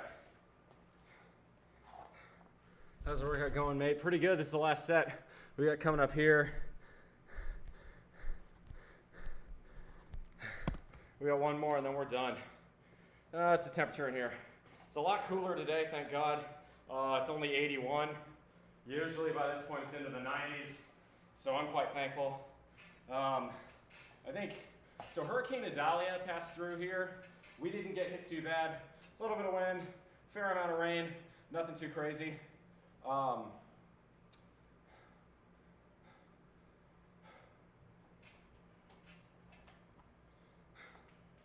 thought it looked funny doing that. I'm uncoordinated on those. Dude, I mean, especially right now, right, this is my last set. Like, I look like a freaking baby giraffe. I'm wobbly. And there's nothing I can really do. I'm just trying to, this is my last set. I'm just trying to survive at this point. We racked a belt. We don't need it now. Thank you so much for the hype train, y'all. It's much appreciated. We completed level 2, so we're at 10 clap push-ups. It'll be 20 if we get to level 3.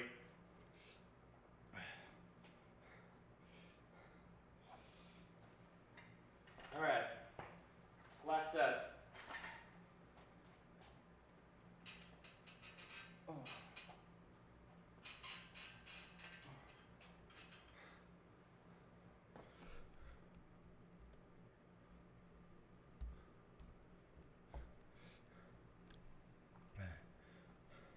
This is made in wide yesterday on DS. How long will you ferment that? A couple weeks. We'll wait till probably 1 to 2 weeks, and I'm gonna test it about once a week. I don't think it'll be ready in 1 week. I'm guessing 3 will be the key. I've kept it, it's in my bedroom, because my bedroom has blackout curtains, so it's not very bright in there most of the day. It's the best place to put it, really. I suppose I could put it in a closet. That might not be a bad idea.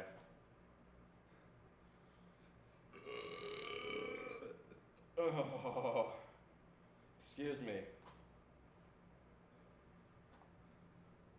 Whip me with the belt, thanks.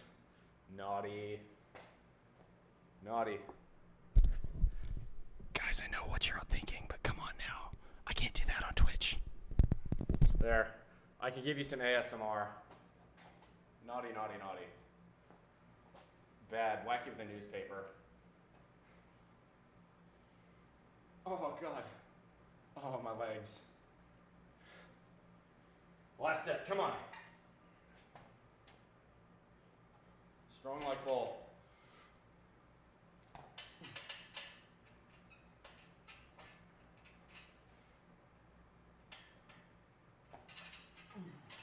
Oh, my legs.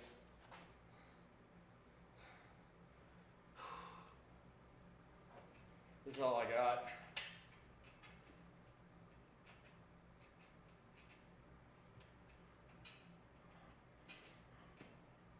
That's it. Yeah, my form is slipping. I'm done. That's it. No more. No more. I'm shot. Oh, I'm dizzy. Let's head in. All right, y'all get handstand and clap push-ups today.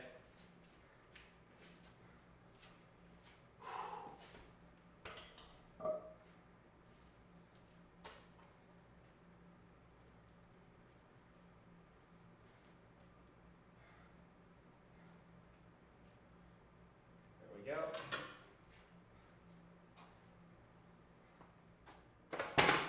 Whew.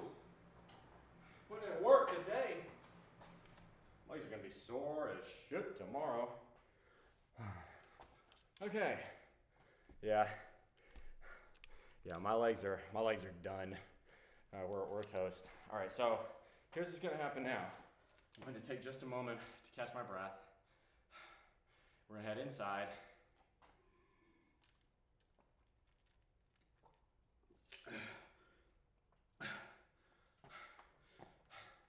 And I'm gonna do handstand push-ups, clap push-ups, oh God, my legs. Handstand push-ups, clap push-ups,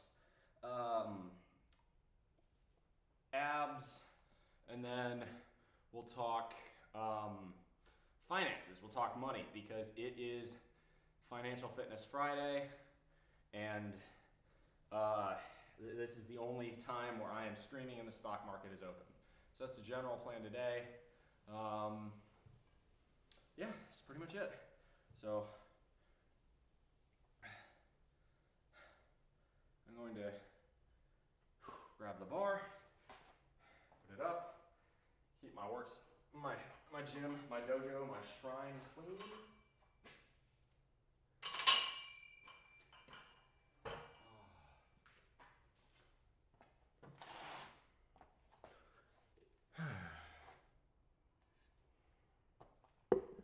Wipe off towel. The group streams this weekend since it's a long weekend, possibly. We'll see. I'm not sure yet. I could make it happen. We'll see. All right. So I got to try and get all of this inside. This will be a bit of a faff. The laptop, put it atop the notebook. Unplug. I brought my power outlet out here so I don't have to worry about power, which is honestly a good idea. I'm going to continue to do that in the future, I believe. All right, I think we've got everything for now. We'll come back out if I need to get the power source.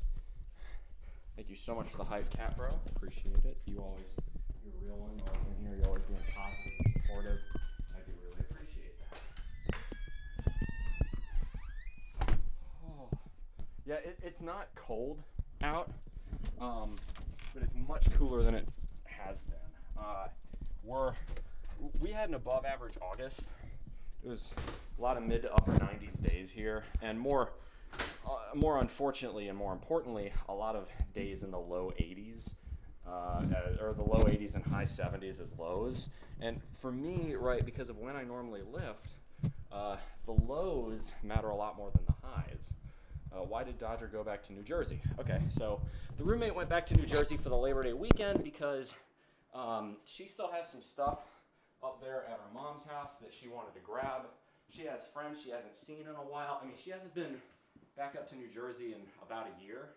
So she found this weekend was really going to be the only time she had the ability to do that. Not to mention, she says she's going to go to New York City, meet up with the Gamecocks club there, and watch them take on the North Carolina Tar Heels the first week of the season. So that should be a lot of fun. I'm rooting for them. Go Cox on that one. I prefer South Carolina to North Carolina.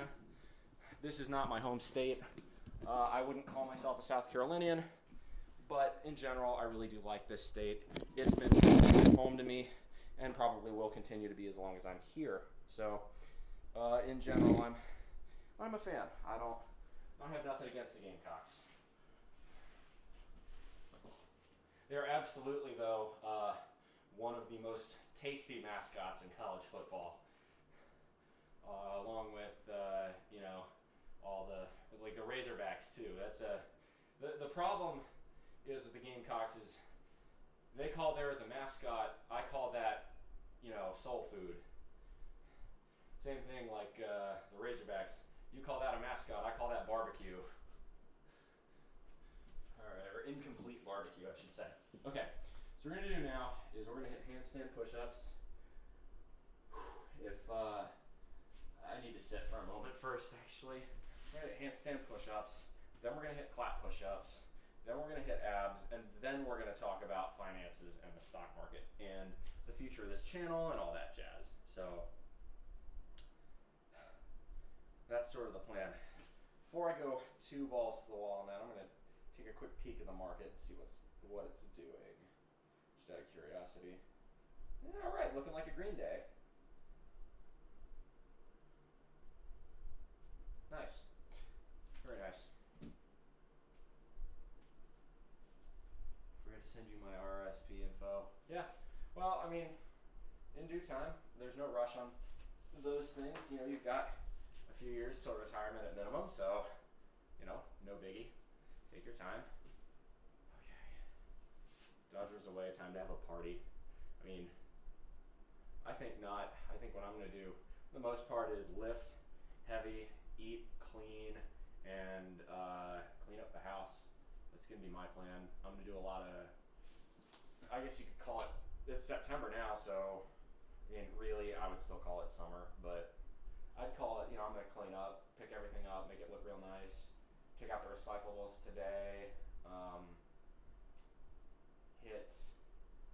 I might hit the grocery store. There's not that much I need. My plan's kind of to get rid of the items in the house that we've acquired that Dodger won't eat. So that's seafood, lots and lots of greens, all sorts of stuff like that. And as such, that will both free up cabinet space, free up refrigerator and freezer space, and free up, and also be a very low cost food weekend. So that's quite nice. I hope as I get my parents' house, I don't have to add in a mortgage to the equation. Yeah, I know housing prices in Canada. It really does blow my mind that Canada has a bigger housing problem than the United States. Because Canada's a bigger country with about 1/10 of the population. And yeah, you could say, well, most of that's uninhabitable tundra. Okay, that's true. But Canada has about the same population as California, give or take, around 40 million people. And the landmass, let's just take the land masses of Ontario and Quebec that are populated. That landmass alone there, the Golden Horseshoe, the chunk of Ontario as you're near Windsor, the part near Montreal, Ottawa, Quebec City, all of that. Those just that chunk of Canada. Throw out Winnipeg, throw out Alberta, throw out British Columbia for now. Just that chunk of land is more than enough size, and it's basically, there are no natural disasters that hit that land. You don't get much in the way of tornadoes, you don't get much in the way of hurricanes, you don't get much in the way of even the most nor'easters hit the United States. You don't have to worry about earthquakes. Wildfires, okay, yeah, that's a problem, but that doesn't really make housing that much more scarce. Like, you have enough land to make reasonably dense cities that are affordable, and really your only natural disaster that happens on a frequent basis in Canada, at least in those parts of Canada, is going to be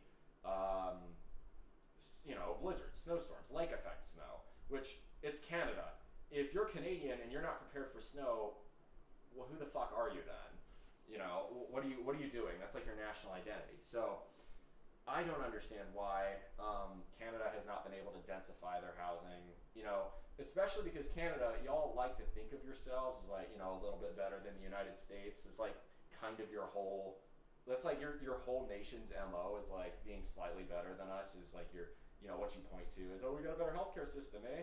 Oh, we got better life expectancy, eh? Oh, we got better, human development indices, eh?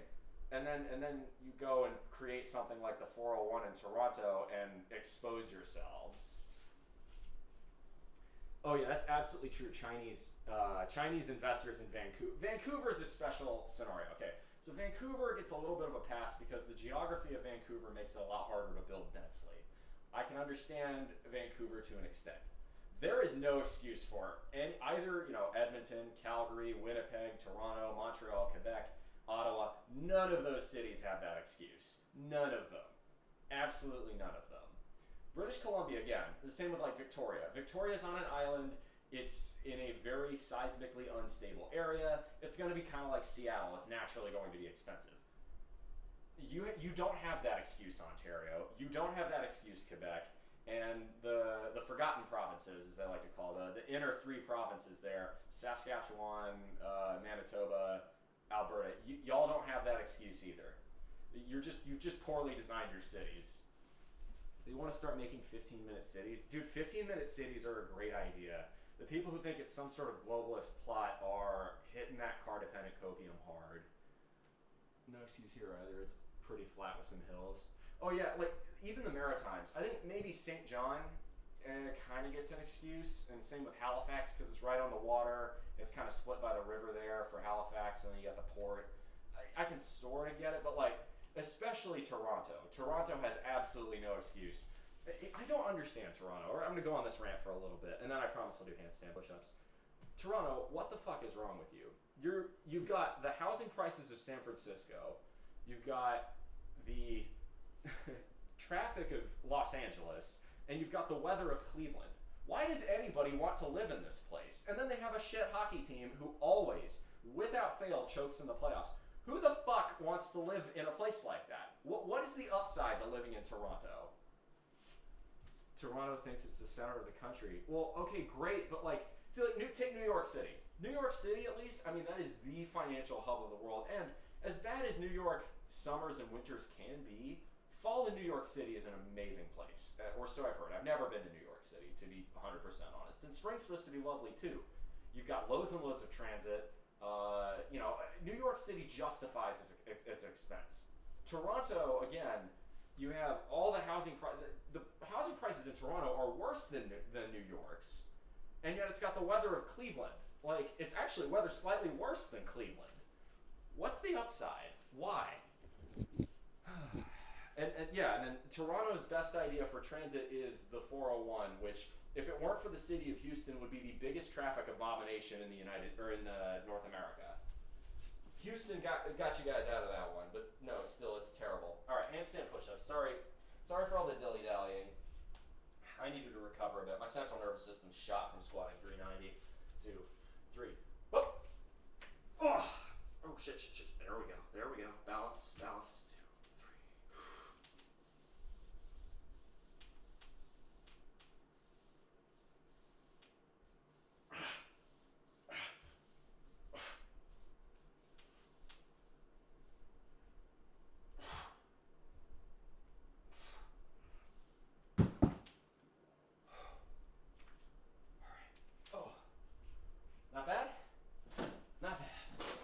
handstand push-ups next. Vancouver has the best transit I've ever seen. If you can't make the buses everywhere, you can rent bikes or scooters, even cars all over the place. That's true. I like the way Seattle's transit runs. Now, they need to finish that fucking train already to get you from Seattle to Tacoma, like Fife and Federal Way in between. But with Seattle, if you live in the greater Seattle metro area, you should not own a car. The natural landscape is going to make it very difficult to make highways that are easy and whatnot. So you've got the ferry system, which is underfunded but still runs pretty damn well. You've got loads and loads of bicycles. The weather is usually good enough to where you can bike. Oh, it rains in the winter. Boo-hoo. It doesn't stop the fucking Dutch from doing it. Come on. Grow up. Man up a little bit. Bike's good for your health, too. You know, and now with e-bikes, too, it's not even that hard. So, you know, you can bike all over the fucking city. And then if you need something else, you can always, you know, get like a zip car or something like that.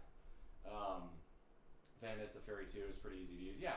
And then if all of that fails, Seattle has pretty decent bus connections. So I don't understand why one would own a car if they really, like, you really shouldn't need to. If you live in King County, you really shouldn't be owning a car.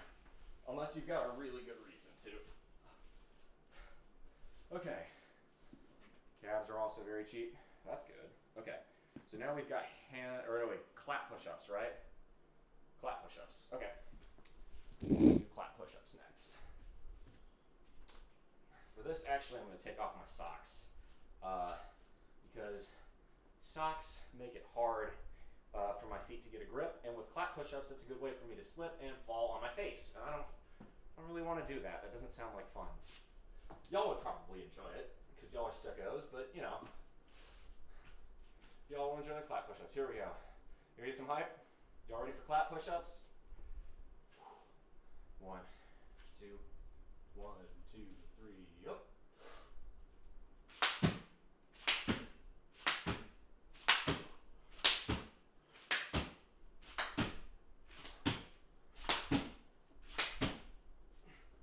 There we go. I think that was 10.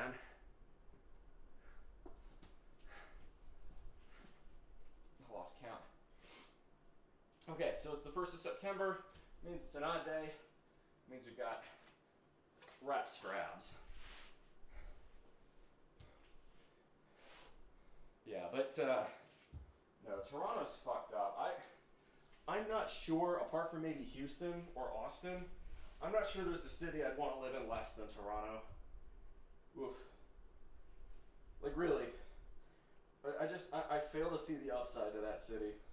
If you're from Toronto and you want to defend your city, now's your chance. I'm not seeing the redeeming qualities. And like, if you want an expensive Canadian city, at least go to Montreal because they have some culture. Like, I don't. That's gonna piss off any Toronto fans that have managed to make it this far into the chat. And hey, you know, for what it's worth, Canada might be hopeless at getting a Stanley Cup back, but the last team to do it was the Canadiens, so. From Canada, but not Toronto. Oh, dude, Victoria is amazing. I've been to Victoria. If I had more money than I know what to do with, I would consider moving there. Victoria is so beautiful.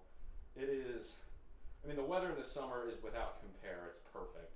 The beaches are lovely. The people are friendly. It's just a lovely place to be. And then if you want to get away from the city, you can get into Vancouver Island, and it's beautiful. It's amazing. I'll be lurking a while. Well, thank you very much for stopping in, Talio. Welcome. Or thank you very much for letting me know. Always appreciate that. Well, Victoria, dude, I love Victoria, but Victoria is San Francisco tier of expensive. It's insane.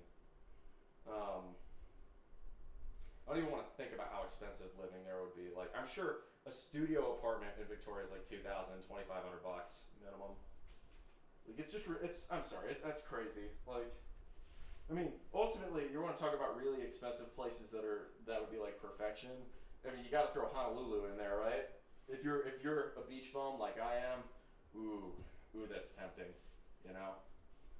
Anyway, all right. Abs jackknives. So we're gonna start with jackknives. 2, 3, up.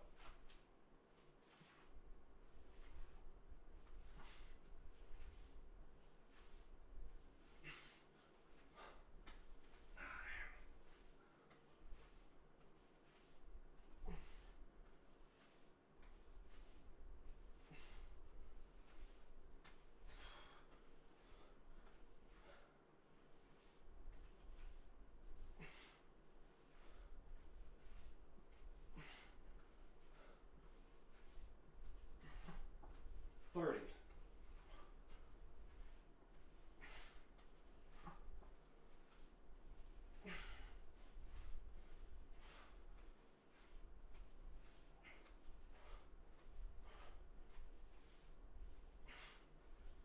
45.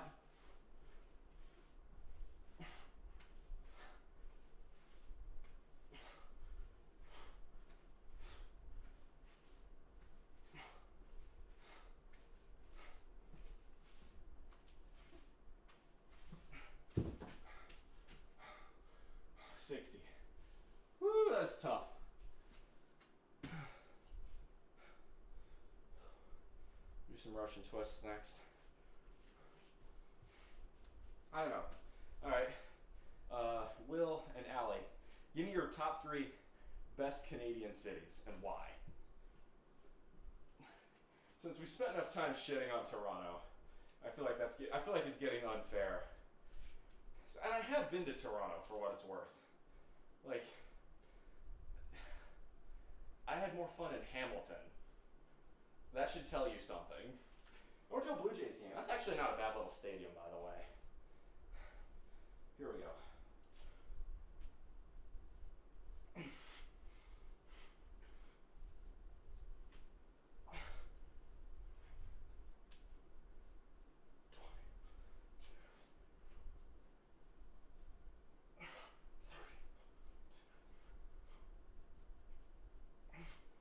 $40. 50. Watch one of y'all say like Yellowknife or some shit. 60. Victoria, Windsor, Banff. Is Banff a city? I thought Banff was a national park. Or is it a provincial park? I don't know how Canadian park systems work. Victoria for the reasons mentioned. Windsor for its border town appeal. Border town appeal? Dude, you go across the border, you're in Detroit. Why would you want to do that?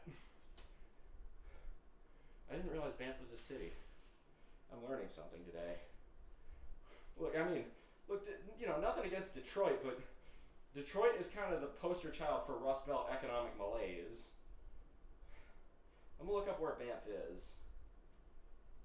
It's in Alberta. Oh wow, it actually is a city. Is that really a city though? I mean, that's tiny. That is straight up in the mountains though. It's just kind of west of Calgary, I guess. I mean, I'm sure it's gorgeous, but like, shoot. I don't know, is that a city? Does that... Windsor is access to Chicago, that's fair. Detroit has improved in the last 10 years. Detroit's nowhere near the hellhole it was in, say, 2008 or 2013 when it went bankrupt. That's true. Detroit has come back a little bit. The problem with Detroit is that it put all of its eggs in one basket. The same way Youngstown did with steel. The same way that, frankly, Pittsburgh did with steel for a while. The difference was in the 1970s, Pittsburgh saw the writing on the wall and tried to diversify with things like healthcare, and it largely worked. Pittsburgh's a great city to live in. There's like a lot of people want to say, what's a good city that will protect me against climate change, is still reasonably affordable, and I'll at least get some good months for weather. Pittsburgh's a great option, actually. Pittsburgh can have some pretty nasty winter days, but in general, you're not going to get the obscene amounts of snow that you would in, say, Buffalo or Cleveland. You're going to get all 4 seasons. You're next to the Alleghenies if you want, mountains and hiking. Pittsburgh's a good city. I fucking hate the Penguins. Fuck the Penguins, but like otherwise, I don't hate Pittsburgh. It's a good city. Detroit will forever be Motor City, trying to build up some tech and financial services. That's the thing, right? The problem is that the car industry is rotten to the core. And I'm a huge car guy. I love cars, but General Motors did a lot of damage to that city. Ford did just as much, and so did Chrysler. Those three companies hurt the city of Detroit. They are responsible for a lot of the problems that city has. Now, the other issue is, frankly, Detroit has elected a lot of corrupt politicians over the year. Extremely corrupt politicians. I mean, Coleman Young needs no introduction on this one, but the big three did an obscene amount of damage to the city of Detroit.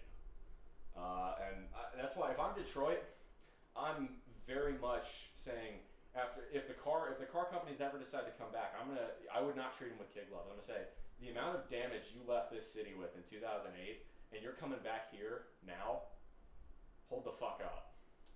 The other issue with Detroit is that a lot of, in the 50s and 60s particularly, a lot of, what's called white flight to the suburbs, meant that Detroit is kind of constrained by Wayne County.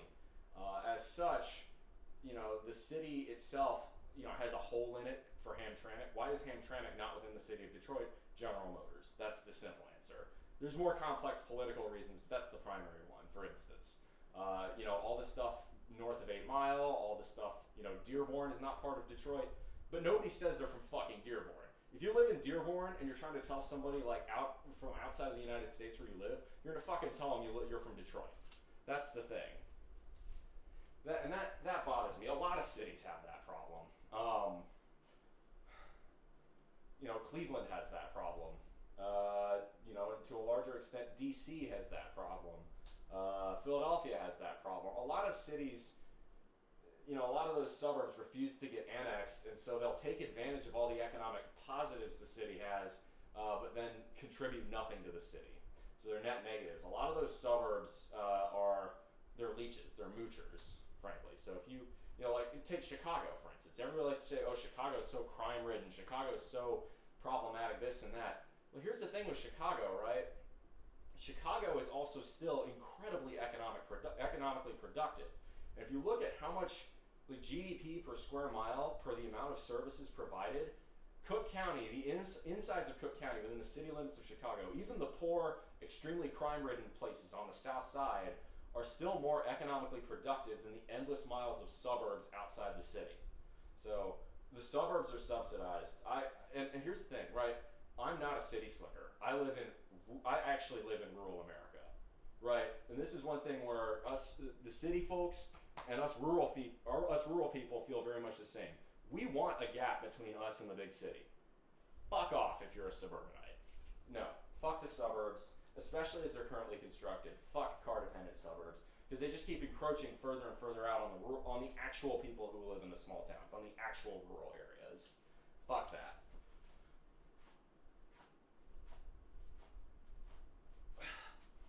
All right, we got 3 more sets of abs.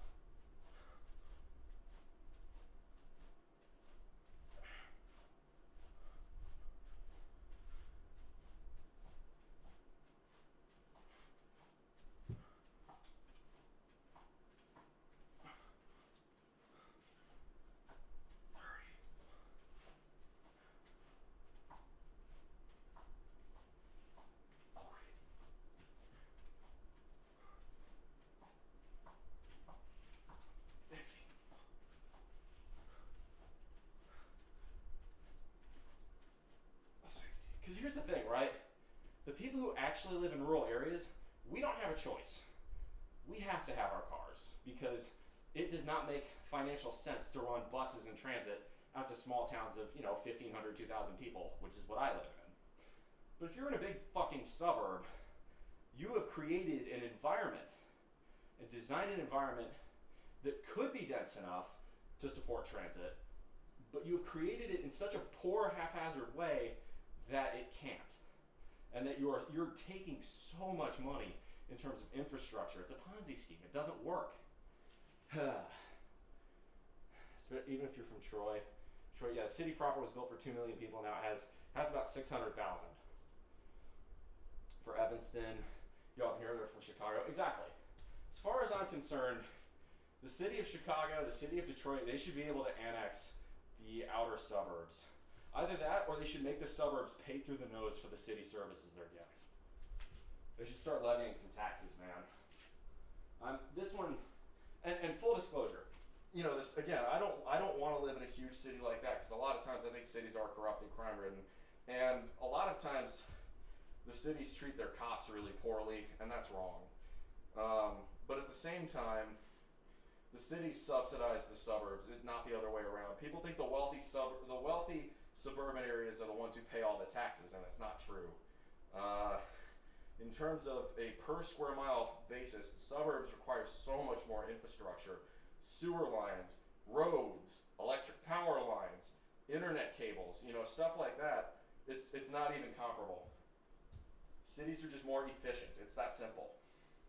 There's a reason that before the rise of the automobile, we built cities in a very walkable, dense pattern. And the truth is, even with the automobile, we would have done that if we hadn't artificially subsidized it. Right? If you're a capitalist, you should be against car-dependent suburbia. The only reason it works is because the government subsidizes it, and we've got regulatory capture to make certain areas car-dependent by force, by default, because you can only have single-family zoning, for instance. That's regulatory capture. If you're a good capitalist, you should be against that, because that's not the free market. Again, one of those rare issues where the capitalist types and the socialists agree, and it's the NIMBYs who don't.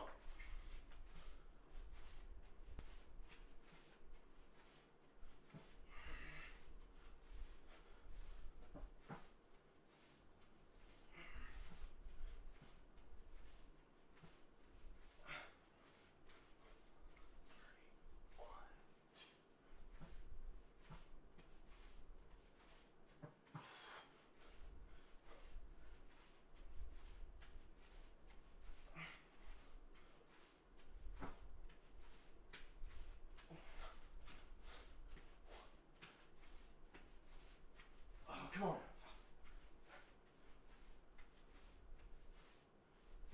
Oh. Urban planners killed the planet, capitalism helped. That's not true. And here's proof of that. Go look at what the Soviets did to the Aral Sea. Socialism would not have been the answer to the current planet's environmental woes. The urban planners of the middle 20th century built to a standard which was excellent if you're building interstate highways. The problem is they extended that standard to suburban roads and streets. And because of that, it made suburban roads and streets very unsafe and very economically unproductive because immense amounts of land space had to be dedicated to parking automobiles. Parking lots are a net negative on society. They generate no economic value in and of themselves. The only value they generate is from the customers that have to drive to get to the stores. And what usually are those stores?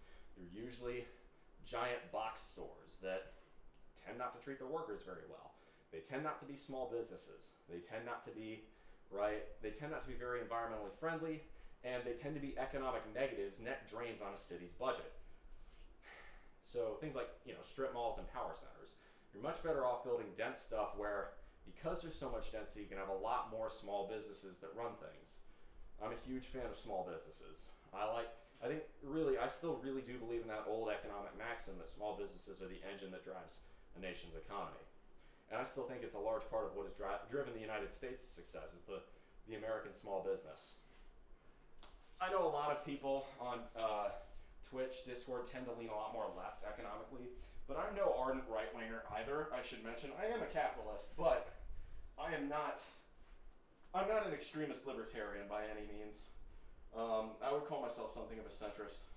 Anyway, last set of abs. 8, 9, 10, 2, 3, 5, 6, 7, 9, 20, 2,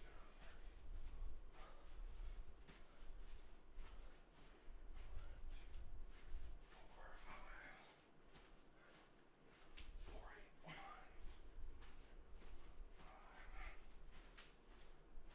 50.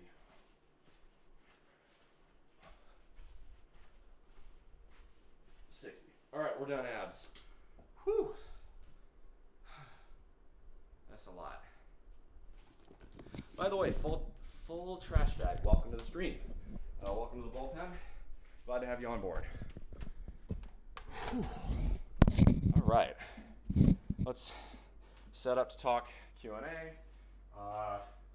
It's Financial Fitness Friday, so we're going to talk about financial independence, early retirement, and investing.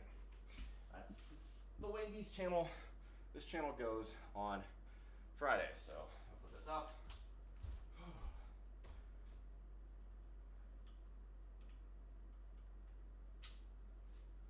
There we go. I had to put my headphones up. Oh man, my legs are just shot. That was a hard workout. Whew. I think I'll get myself some protein too. I pre-made a protein shake before the stream. So, welcome on in everybody to the Q&A section. So this is Financial Fitness Fridays. What does that mean? For those of you who have been around my channel or read the About section on my stream, y'all will notice that I am on the pathway to be financially independent at the age of 29. How am I doing that? Well, the simple answer is I've decided to live in a much lower cost of living area. I deliberately hunted out jobs that were in places like that. I found a job that pays good but not great money, especially given my credentials, and I've lived relatively frugally. I'm not living solely on rice and beans, though rice and beans is a perfectly acceptable meal and it feeds billions throughout the planet every single day. Right? What am I doing instead? Well, I've bought a reasonably sized house. I didn't go and buy a mansion, right? I bought a 3-bedroom house that was built in the 50s. I have a car. I have to have a car because where I work, literally the only road there is a 55-mile-an-hour freeway with no shoulders. Like, I'm not making that up. You can look on it. You can look at it on Google Maps. It's if you know where I work, and those of you who have been around in my channel do. It makes very much sense why I have to own a car. But while I have accepted that I have to own a car, I've gone out and not bought a stupid one, right? A lot of my coworkers show up to work every day in the Dodge Ram Power Wagon, which of course has a 6 or 7 liter V8, or in case of, for Dodge in particular, the straight 6 turbo diesel from Cummins, which they're fine, very powerful, very good, reliable engines, but they predictably get terrible fuel economy. And if you're using a giant truck like that to commute to and from work, that's a bit like, let's say I want to put a nail into a wall to hang up a picture frame. That would be a bit like going and grabbing an industrial size nail gun to do that with. It's not necessary, it's excessive, it's extreme. But truck power, vroom vroom, my truck. And then they say, oh, but I need the 4-wheel drive truck. Why? You live in South Carolina. It doesn't snow here. You don't go off-road. I've watched you. Your truck is never dirty. Why do you need the 4x4? All you're doing is making your fuel economy even worse. And then it's the same thing. Why are you buying a lift? What's the purpose? Who does this benefit? Oh, well, I get a better view of the road. Yeah, but you also get, because it's lifted up, worse handling, worse braking, worse acceleration. Those giant wheels make all of those problems compounded. You get a worse ride because you put those big, stupid, knobby tires on it, which are meant for going off-road, but you never go off-road.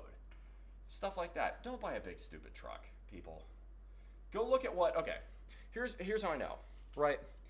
We're laborers, farm workers, construction guys, all these, the typical masculine American hard-working men of the 1980s. What were they driving back then? E-Series vans, F-150s, even the Ford Ranger. Go look at the size of the F-150 in 1985. Go look at the size of the F-150 today. There's a huge difference. The F-150 today is bigger than the F-250 20, 25, 30 years ago. Trucks have gotten massive, and their belt lines have gotten really high. The only reason they're able to do that is because there are government regulations that state cars must be safe for passenger safety, or for pedestrian safety. That means the belt lines have to be low, and if the belt lines are too high, it can make it, more dangerous to the pedestrian in a crash.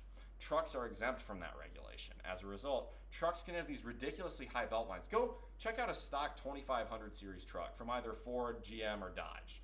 all of them, they're gonna have belt lines. Like the hood is gonna be here.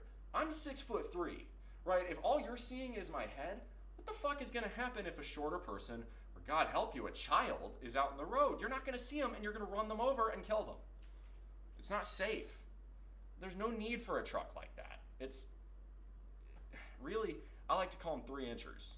And the ones that roll diesel exhaust, roll coal, first off, you're damaging your engine when you do that. You're just feeding excess fuel into the engine, which causes incomplete combustion and soot buildup in the combustion chambers. It doesn't make your engine more powerful, it just makes it more wasteful.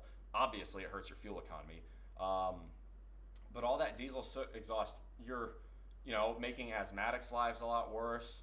You're increasing the level of carcinogens in the air. You're increasing the level of pollution in the air. And then on top of all of that, it just makes you look like a giant jackass. So I call those 2-inchers. I feel quite strongly about this one. Live efficiently. It's very simple, right? If you want to be financially independent at an early age, if you want to become, right, for me, I could stop working on my 30th birthday, and assuming I just, did odd jobs, enough to make enough for my own living, which is not very much, right? If I just did that, I would still be a millionaire by the time I was 38, 39. If that, probably more like 37. That's the thing, right? So because of that,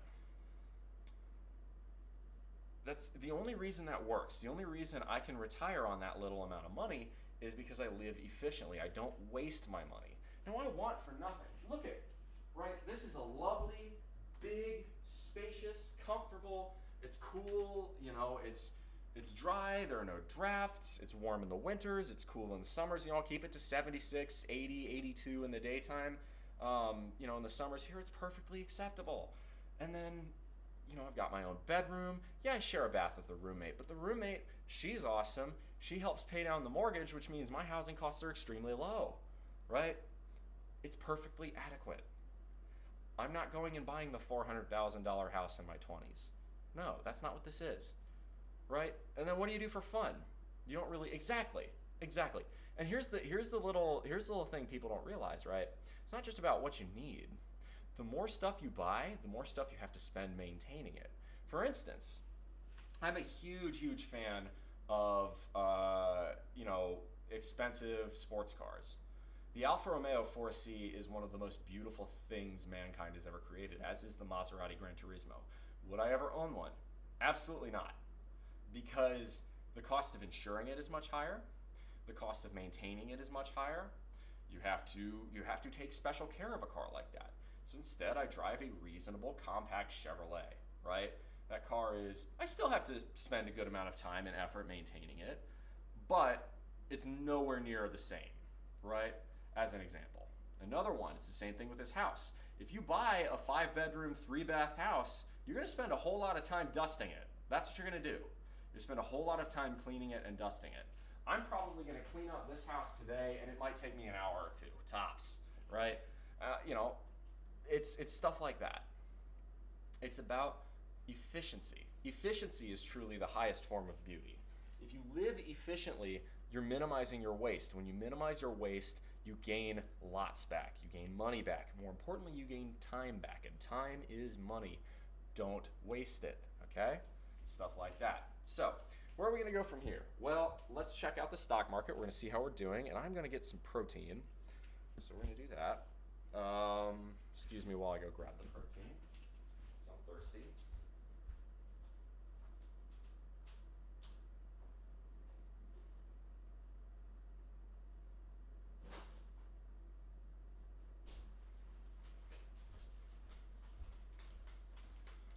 The other thing, so we talked about expensive cars, expensive housing, and how to be more efficient with those. Partners, okay? I would not date, one of the biggest red flags for me for dating is if you're a spendthrift. If you are the kind of person who turns their nose at a coffee or an ice cream or, getting pizza or even just a walk in the park as your first time date, that tells me all I need to know. It means you have extremely expensive taste and you're going to be high maintenance. I'm walking away. I don't care how great you are otherwise. Because if you do that, an expensive partner, right, when you're dating someone and you get in a relationship with someone, your spending habits will merge. Either yours will come up or theirs will come down. And if they're not willing to live more efficiently, it's going to slow down how quickly you can become financially independent. However, I have found that many partners, once you explain what you're doing regarding financial independence, they'll be like, holy shit, that's awesome. I want to do that too. Show me how. Now, that's a green flag. That's a huge sign of, yes, this is someone I could see myself with long term. There are things in a relationship I'm willing to compromise. Financial efficiency and fiscal responsibility is not one of them. I refuse to date a spendthrift. I won't do it. That's the other thing. If you really give a shit about the environment, the more you minimize your spending, especially on new crap that you don't need, in general, the more environmentally friendly you live. Now, this isn't a one-to-one perfect correlation, but in general, if you take cars, right? If you buy, a used Toyota Corolla as opposed to a brand new, let's say, a brand new F-150, that used Corolla is going to have a much smaller footprint. Now, if you can live car-free, one, you're going to save way more money because cars are expensive, but you'll also have a much, much smaller carbon footprint. But for those of you who need a car, just don't buy a stupid one. Better still, don't buy a new one. Used cars, almost every car out there depreciates, and you'd be better off buying a used one. There are a few instances in which a new car makes sense. It really depends on the market, but very seldom will I recommend for someone to go out and buy a new car. If you're a millionaire, okay, yeah, maybe go buy that Tesla. You'll be fine. Or go buy that. I would say if you have to have a new car, at this point, go electric. Electrics are better. They are better for the environment in the sense that,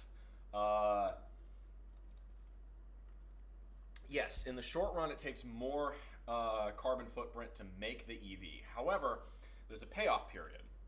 Even the most inefficient electric vehicle, this new, frankly, idiotic GMC electric Hummer, the break-even point compared to a similarly sized, right? You got to compare apples to apples. So compare the Hummer to, I don't know, a 2500 series pickup truck, because they're about the same size, like an F-250 that's powered by gasoline. The break-even period, at most, that's the worst possible case scenario, is 70,000 miles. And almost every car these days is going to make it at least 70,000 miles, if not quite a bit further than that. So are electric vehicles the solution to climate change? Absolutely not. Are they better than gasoline vehicles in terms of environmental consequences? Yes. That does not excuse, again, you can't sit here and say, oh, I'm environmentally friendly, I drive a Tesla. That's not how that works. But a Tesla is a better choice than an equivalent V8 powered BMW sedan, for instance, just as an example. Better still, again, if you can buy used, that carbon's already been released in manufacturing. If you buy it used, you're not creating that. It's better that way. If you're another good thing for the environment, if you're one of these people who can take used economically efficient cars from the 80s and 90s and keep them on the road, old Corollas, CRXs, especially hybrids, the early hybrids, the Insight, the Prius. If you can get more life out of those vehicles, I mean, they sip fuel, and it's, again, resources that would otherwise be going to a junkyard. More power to you. Not to mention that's extremely cost efficient. So let's check the stock market real quick. Looking, it's kind of come down. It's about flat now. So the major indices are about flat. VDE, ooh, wow, VDE has been rolling recently. That's my oil and gas ETF. Now, again, I'm a moderate. So on one hand, yes, I do think we need to be doing more to mitigate the effects of climate change. Climate change is real. It's here to stay. And anyone who thinks it's fake completely or anything like that, that's not a serious discussion at this point. Now, on the other hand, the doom and gloom people that say, the world will be unsuitable for all of humanity by 2100 if we don't stop all carbon emissions now, right? That's the other extreme. We are humans, we are innovative, we are going to find solutions. So I'm not a doomer, but yeah, we need to take it seriously. However, even if we stopped all fossil fuel usage for transportation tomorrow. That would take a huge chunk out of the oil and gas industry, but it wouldn't make it go away. Petrochemicals are needed in almost everything we make these days. We're finding replacements, but that is going to take a lot of time. And until that happens, the world still needs oil and gas. It is what it is. So I would say live your values according to consumption. A lot more than living your values according to something else. Now, full disclosure, for work I had to take a work-related trip up to Boston, and then I took a vacation all the way out to Seattle. Those were two very large carbon-intensive flights. So I will probably, at the end of the year, look to find an environmental charity to offset my carbon from that. It's just how I feel like the responsible thing to do. I've yet to find a good one. A lot of times, you'll get the little advertisement from airlines as you book tickets for a flight saying, would you like to offset your carbon footprint by paying us a little more and we'll plant trees? And I'm like, I don't believe you, American Airlines, Delta Airlines. You guys provide terrible service already. Why should I trust you to actually do what you're saying you're going to do here? I'm calling bullshit. So instead of that, I would rather give that extra money to a charity that I think will actually do the environmental good that they're claiming. So if any of y'all know any good environmental charities, please post them in my Discord. I would like to offset my carbon footprint this year. That would be kind of a goal of mine, or at least mitigate it. So the problem is I have not found a good charity to donate to for this cause. There's some that they say plant trees. There are some that there's lots of different answers here, but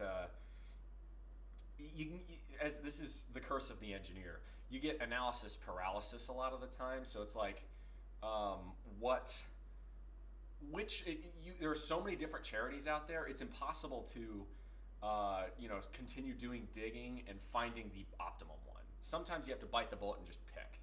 But I got to imagine you guys, my audience, y'all are a smart crowd in general. So there's got to be one that works. Big Game Mikey says team trees or seas. Either or, really. I guess I'd probably go for trees, given that offsets more carbon, and that's kind of the goal here. But marine life is very important to protect as well. Cleaning up algae, cleaning up oil spills, other waste in general that's getting dumped into our world's oceans. China and India, y'all are worse about that. And everybody's losing their shit because Japan is dumping radioactive treated water into the Pacific.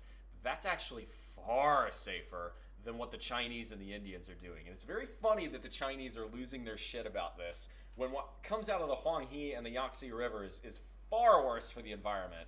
I mean, God, the amount of coal fly ash that just goes into the environment from the Chinese compared to what happened at Fukushima, the treated water from Fukushima.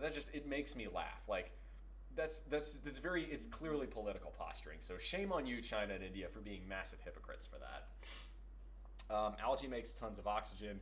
Yeah, well, so no, isn't algae what causes the hypoxic zones in like the Chesapeake Bay? I know they've had those issues. Louisiana. Maybe I'm thinking of something else. I know there's something, it causes like the red tides in Florida. Maybe I'm thinking of something else. Might be like a bacteria or something. Hey, Jovan, good to see you. No, their foundation's set up by Mr. Beast. I will be honest, dude, okay, the people who hate on Mr. Beast need to get a new hobby. Like, yeah, what he's created is a self-serving charitable engine. In other words, he does all these great things, and yeah, you could say, well, he does that for the content, but what that allows him to do is continue doing great things. On this one, the ends very much justify the means. Like, if you're one of these people who has a problem with Mr. Beast, I'm like, think about all the other extremely wealthy people that do much worse things in the world. And you're going to sit here and tell me Mr. Beast is the one you're going to pick a bone with? Like, what's wrong with you? Come on. I'm doing well. Teamtrees.org. Sweet. I'm gonna look them up on like Charity Navigator and a couple other sites to make sure. Right. I want a charity that is efficient, so most of their money goes to actually doing what they say they'll do instead of advertising. I want a charity that is, very clear, very transparent. But Capro in general, I trust you. You're a smart guy, so if you're advocating for them, that goes quite far in my book. And I probably won't make the donation until December. So what I do in general is I have a goals list every year. And one of those things in the goals list is a set amount of charitable contributions. So as the year goes on, I'll have certain opportunities to give charity money here and there, and that's what I usually do. So I add all that up, see where I am from my total goal, and then I'll add more to meet that total goal or exceed it if I'm feeling good at that point. And this is one of the things, for instance, right? Like I save north of 80% of my paycheck here. Does it really matter if I'm saving 80 versus 85%? No, that money would be better off if I gave it to charity. So that's what I'll probably do, for instance. And I don't know if I'm going to set it to, a certain point of total savings rate. I don't know if I'm going to set it to a dollar amount. I'm not quite sure exactly what the details are on those yet. I'm going to fine tune that as we get towards the end of the year. But there's no reason anyone can't do that. And there's yet another benefit of living frugally and efficiently. If you save a lot more of your money, you are much more likely to be generous. The idea of the Scrooge, the guy who lives very Spartan, very frugally, and then never gives away much of his money is, I think, quite false. If you're saving a lot more of your money, I think you're a lot more likely to give it to people in need because you have extra. Now, as a Christian, Jesus says in the Bible, blessed are those that give even though they don't have surplus. And there is some truth to that, and I'm paraphrasing here.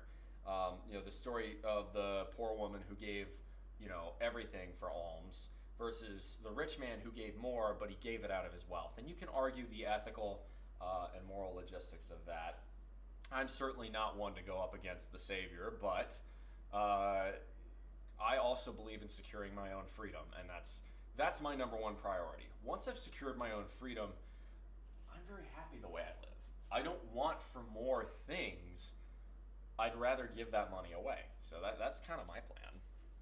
I don't mind people double checking my work. I like being right, and that requires being corrected. Absolutely.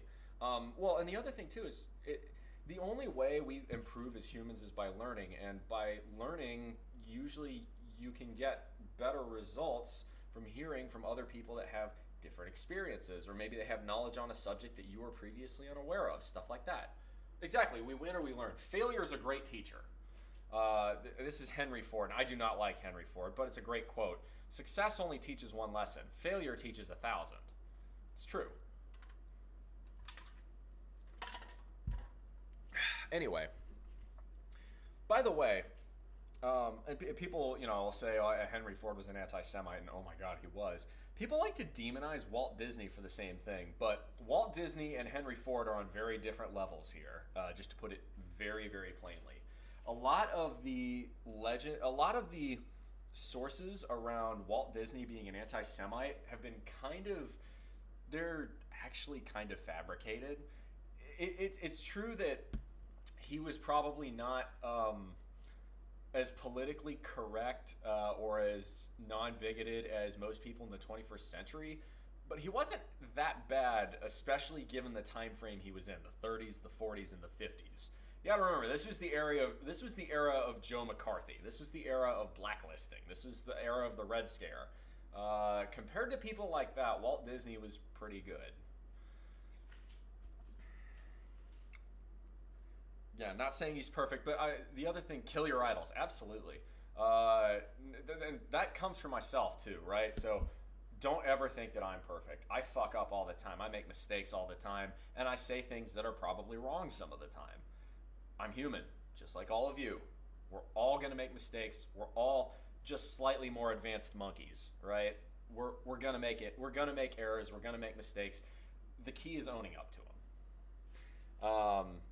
Meaning don't have them. Well, kill your idols, meaning don't have them, is also, a way to look at, religion says that too, frankly. I am your God, thou shalt have no other idols before me. So if you believe in the Christian or really any Abrahamic religion, don't have idols anyway, because the only entity you need to idolize is the Almighty. but you know, that's a different, that's more of a philosophical question, and that's beyond the scope of this channel. In the words of Hannah Montana, everybody makes mistakes. I'm pretty sure other people have said that, not just Hannah Montana, but yes, everybody does make mistakes.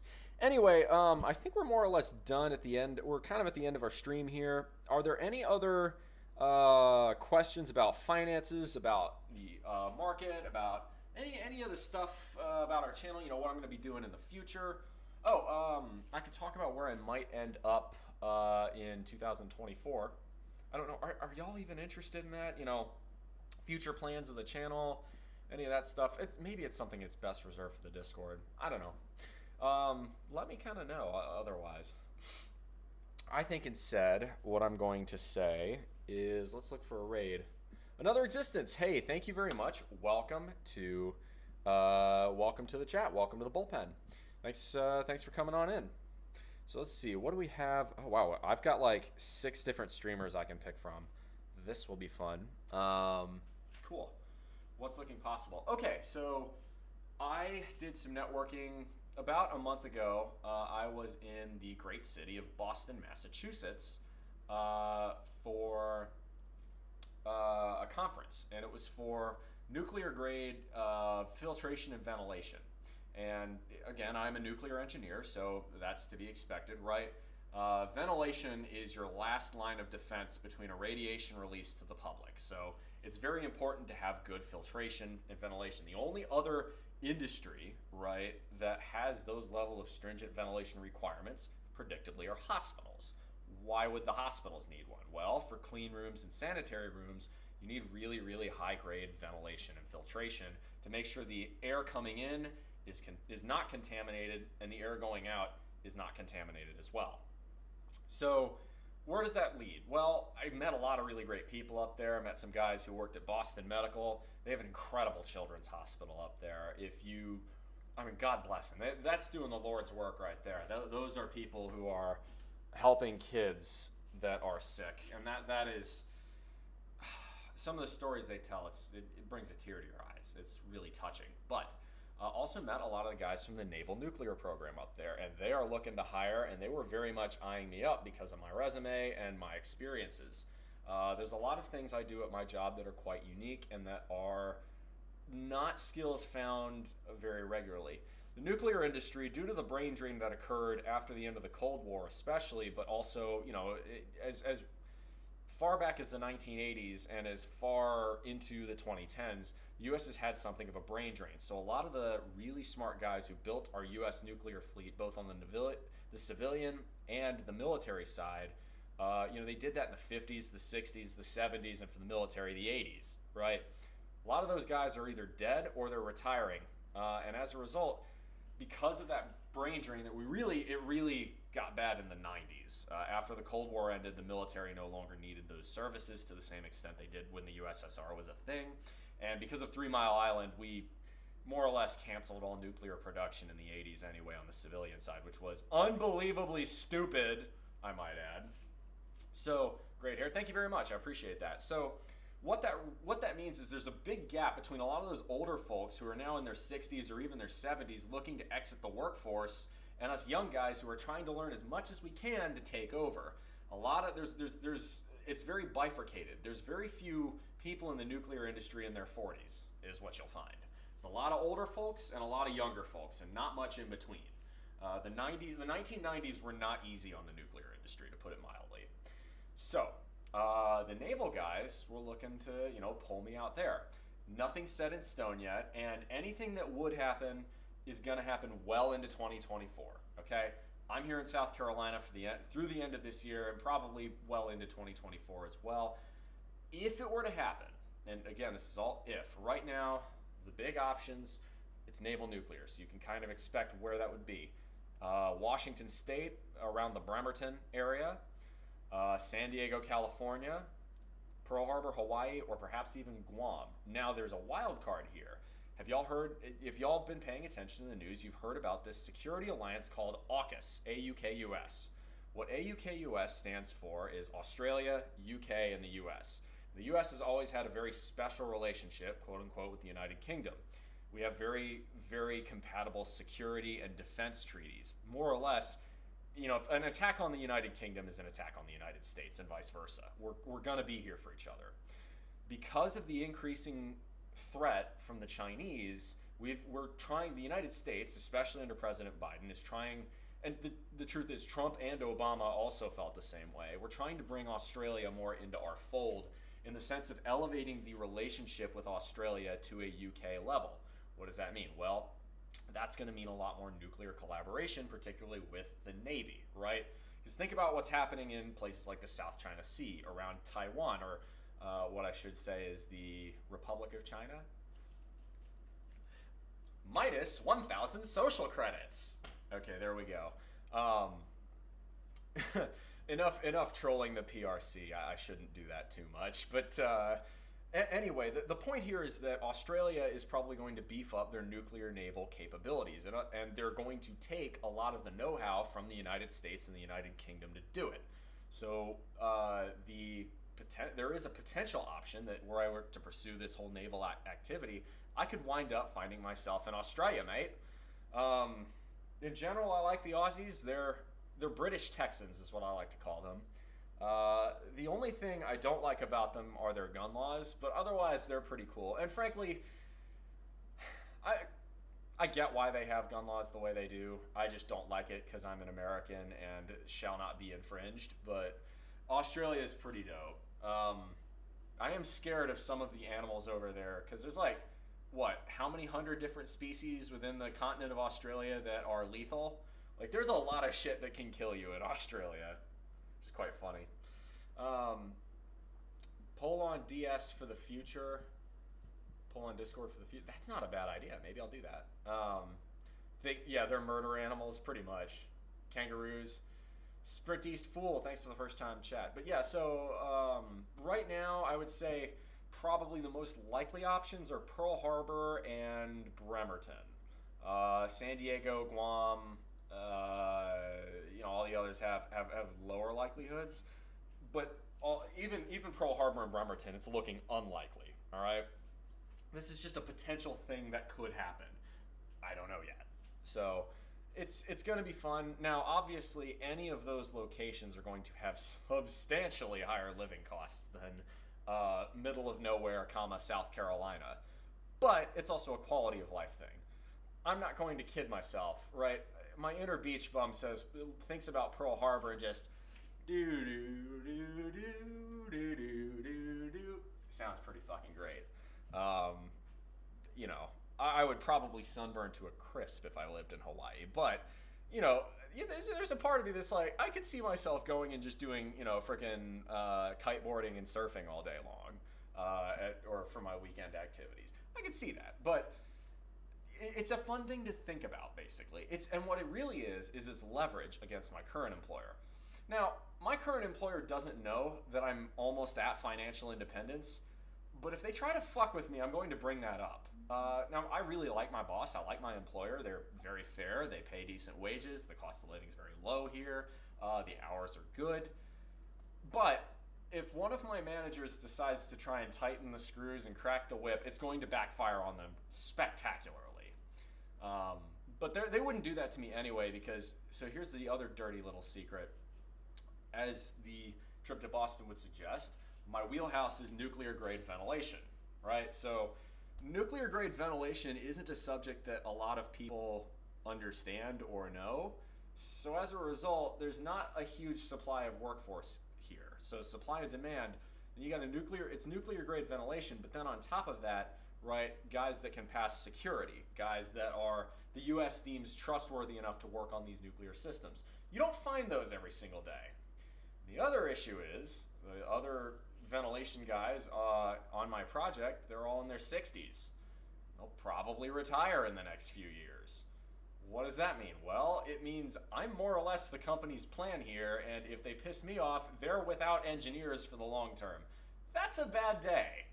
That's a bad day for the project because you need ventilation engineers. So it gives me a certain amount of leverage, and that's what you want to do, right? That's how capitalism works. That's how the job industry works. You've got to find a niche for yourself. You want to try and make yourself as hard to replace as possible. find that niche, right? Nuclear grade ventilation's a niche. It's nuclear engineers, it's mechanical engineers, it's HVAC engineers, and it's the confluence of all those factors. So because I've done all of that, I have a ton of job security. I pride myself on doing a good job, and I get to the plant and I bust ass, and I make sure that my boss wants something, it gets the fuck done. That's who I am. I'm that kind of person. I don't try to beat around the bush. I try to get shit done and keep the project moving ahead. That's what I get paid to do. I have pride as a professional. And if you work for your employer, you should have pride as a professional too. But I also don't let myself get taken advantage of. I like the way, frankly, and I tend not to give them lots of praise because they've shot their nuclear industry down the drain. But I like the way the Germans have an attitude towards working. When you are at work, you are supposed to get your job done. You're supposed to work hard for the time the employer pays you to be there. And then when it's quitting time, no, the employer leaves you alone until you're back to work the next day, right? I'm a big fan of that approach. In general, it's more efficient. And it's the reason, take for instance the economy of Germany. The average German works fewer hours than almost any other nationality on the planet. Why is that? Well, it's because they're very productive when they work. And also, to their credit, the Germans have some of the best labor unions in the world. Again, I am, in general, pretty pro-capitalist, but there is absolutely a place for organized labor in the modern economy. So there we go. I'm seeing myself going the passport bro route. I'm preparing myself for permatant skin. Hell yeah, bro. Dude, I'll be honest, and especially if you're looking to get women, I'll talk about my sexuality if people want me to, but if you are a straight guy, yeah, you're going to do so much better overseas than you will in the United States. The average American woman, unfortunately, these days has a lot, well, it's supply and demand, actually. I wouldn't even say unfortunately. The average American woman does have a lot more choice in 2023 and a lot more leverage in 2023 than 10 or 20 years ago. The rise of modern dating apps, where the ratio of men to women is 4-to-1, 5-to-1, or even 10-to-1, is proof of that. So, to put it mildly, it creates incentives for women to be very, very choosy with who they pick, and it creates incentives for men to compete against each other. So I've just decided I won't bother. It's not worth my time here, frankly. I've been on some dates here in the local area, and one of the big things, okay, it shouldn't surprise you that if I look like this, I'm going to expect my partner to be in fairly decent shape as well. I don't think that's an unreasonable expectation in dating to have. It's a compatibility thing, right? Because if I spend a large part of my time lifting weights and going out and hiking and biking and do those other things, and my roommate's a couch potato, that's gonna cause friction. That's gonna be a problem in the relationship long term. So with that in mind, one of the downsides of living in the rural deep south is that the obesity rate is shockingly high here. It's about 40%. So automatically, I've just cut out 40% of the population like that, right? So that's not ideal. You got the other factors too, right? I live in a rural area, and to be fair, I understand why a lot of people in the bigger cities nearby, Augusta, Columbia, might be like, ooh, he lives out in the sticks. I don't want to date him. Understandable. So it makes things very difficult. And then that's the other part, right? The last date I was on, I had to drive all the way to Columbia. I ended up paying for her meal, and then this pissed me off, frankly. At the end of the date, I'm like, so would you like to go, take a walk around the State House, hang out a little bit longer? She said, oh no, I'm gonna go catch dinner with my friends. I'm like, bitch, what did I pay for your tacos for then? What the hell? If you're gonna ditch me to go and get more dinner with your friends, why did I pay for you to have a really nice dinner and drinks? Well, what the hell? I'm just trying to sit here and get to know you. I'm interested in you, and then you go and you say that, and I was very disappointed by that. I've had better luck with guys around here, frankly. For what it's worth, I swing both ways, so just put that out there. But honestly, the supply of both is not very good around here. The dating pool sucks. It is what it is. Anywho, I think we're more or less ready to wrap it up. Let's go give Coil Runnings a raid. He's pretty cool. Let's go raid Coil Runnings. So the raid message is going to be Bull Rush today. There we go. Actually, before I do that, I'm gonna make sure he's not just about to like get off and raid. It looks like he's doing pull-ups, so we're gonna be good. Us men stigmatized to only date lower. Women don't date equal value to them or lower. Facts. Majority of them date higher. Right, and that's because the ratio on most modern forms of dating is in women's favor. Take for instance, right, in previous years, you used to be able to go to the bar, or even, I don't approve of this, but it is something that used to happen, the gym or places like that, and you used to be able to say something nice to a girl, and they would not immediately try to cancel you on social media. But that cancel culture is now like, it's a very chilling effect on guys. Guys are getting a lot more cold feet, and I don't blame us. It makes life harder on us men. So as a result, it's more or less moved guys who want to try and find girls onto the dating apps by default. And that creates an imbalance in ratio, and that makes it a lot harder for the guys. Did we raid out? We're just about to. So we're gonna raid Coel Runnings. Fuck that cancel culture. I agree. It's not good. Oh, lagging. It's all good. So that's gonna be it for today. So let's go from here. Tomorrow we are going to hit bench, and then the day after that will be a rest day. Depending on how my Discord feels, I may lift on Labor Day. So we'll see about that. I want to go ahead and say thank you to all the new followers. We had several. I'll try and list them off real quick here, if it'll load. Wilma Sig, thank you for the hype train. Dr. Whittles, GNIN, Hector, Zexperado, SSS, thank you all so much. And that is going to be it for me today. So, as always, y'all, make good decisions. Those good decisions form your habits. Those habits form your values. Those values form an ethos. That ethos can be the guide star through the rough waters of life. Much love. See you at 9 a.m. tomorrow morning. Be here, and come in for the hug. Bull hug. All right. Raid coming in. Let's go.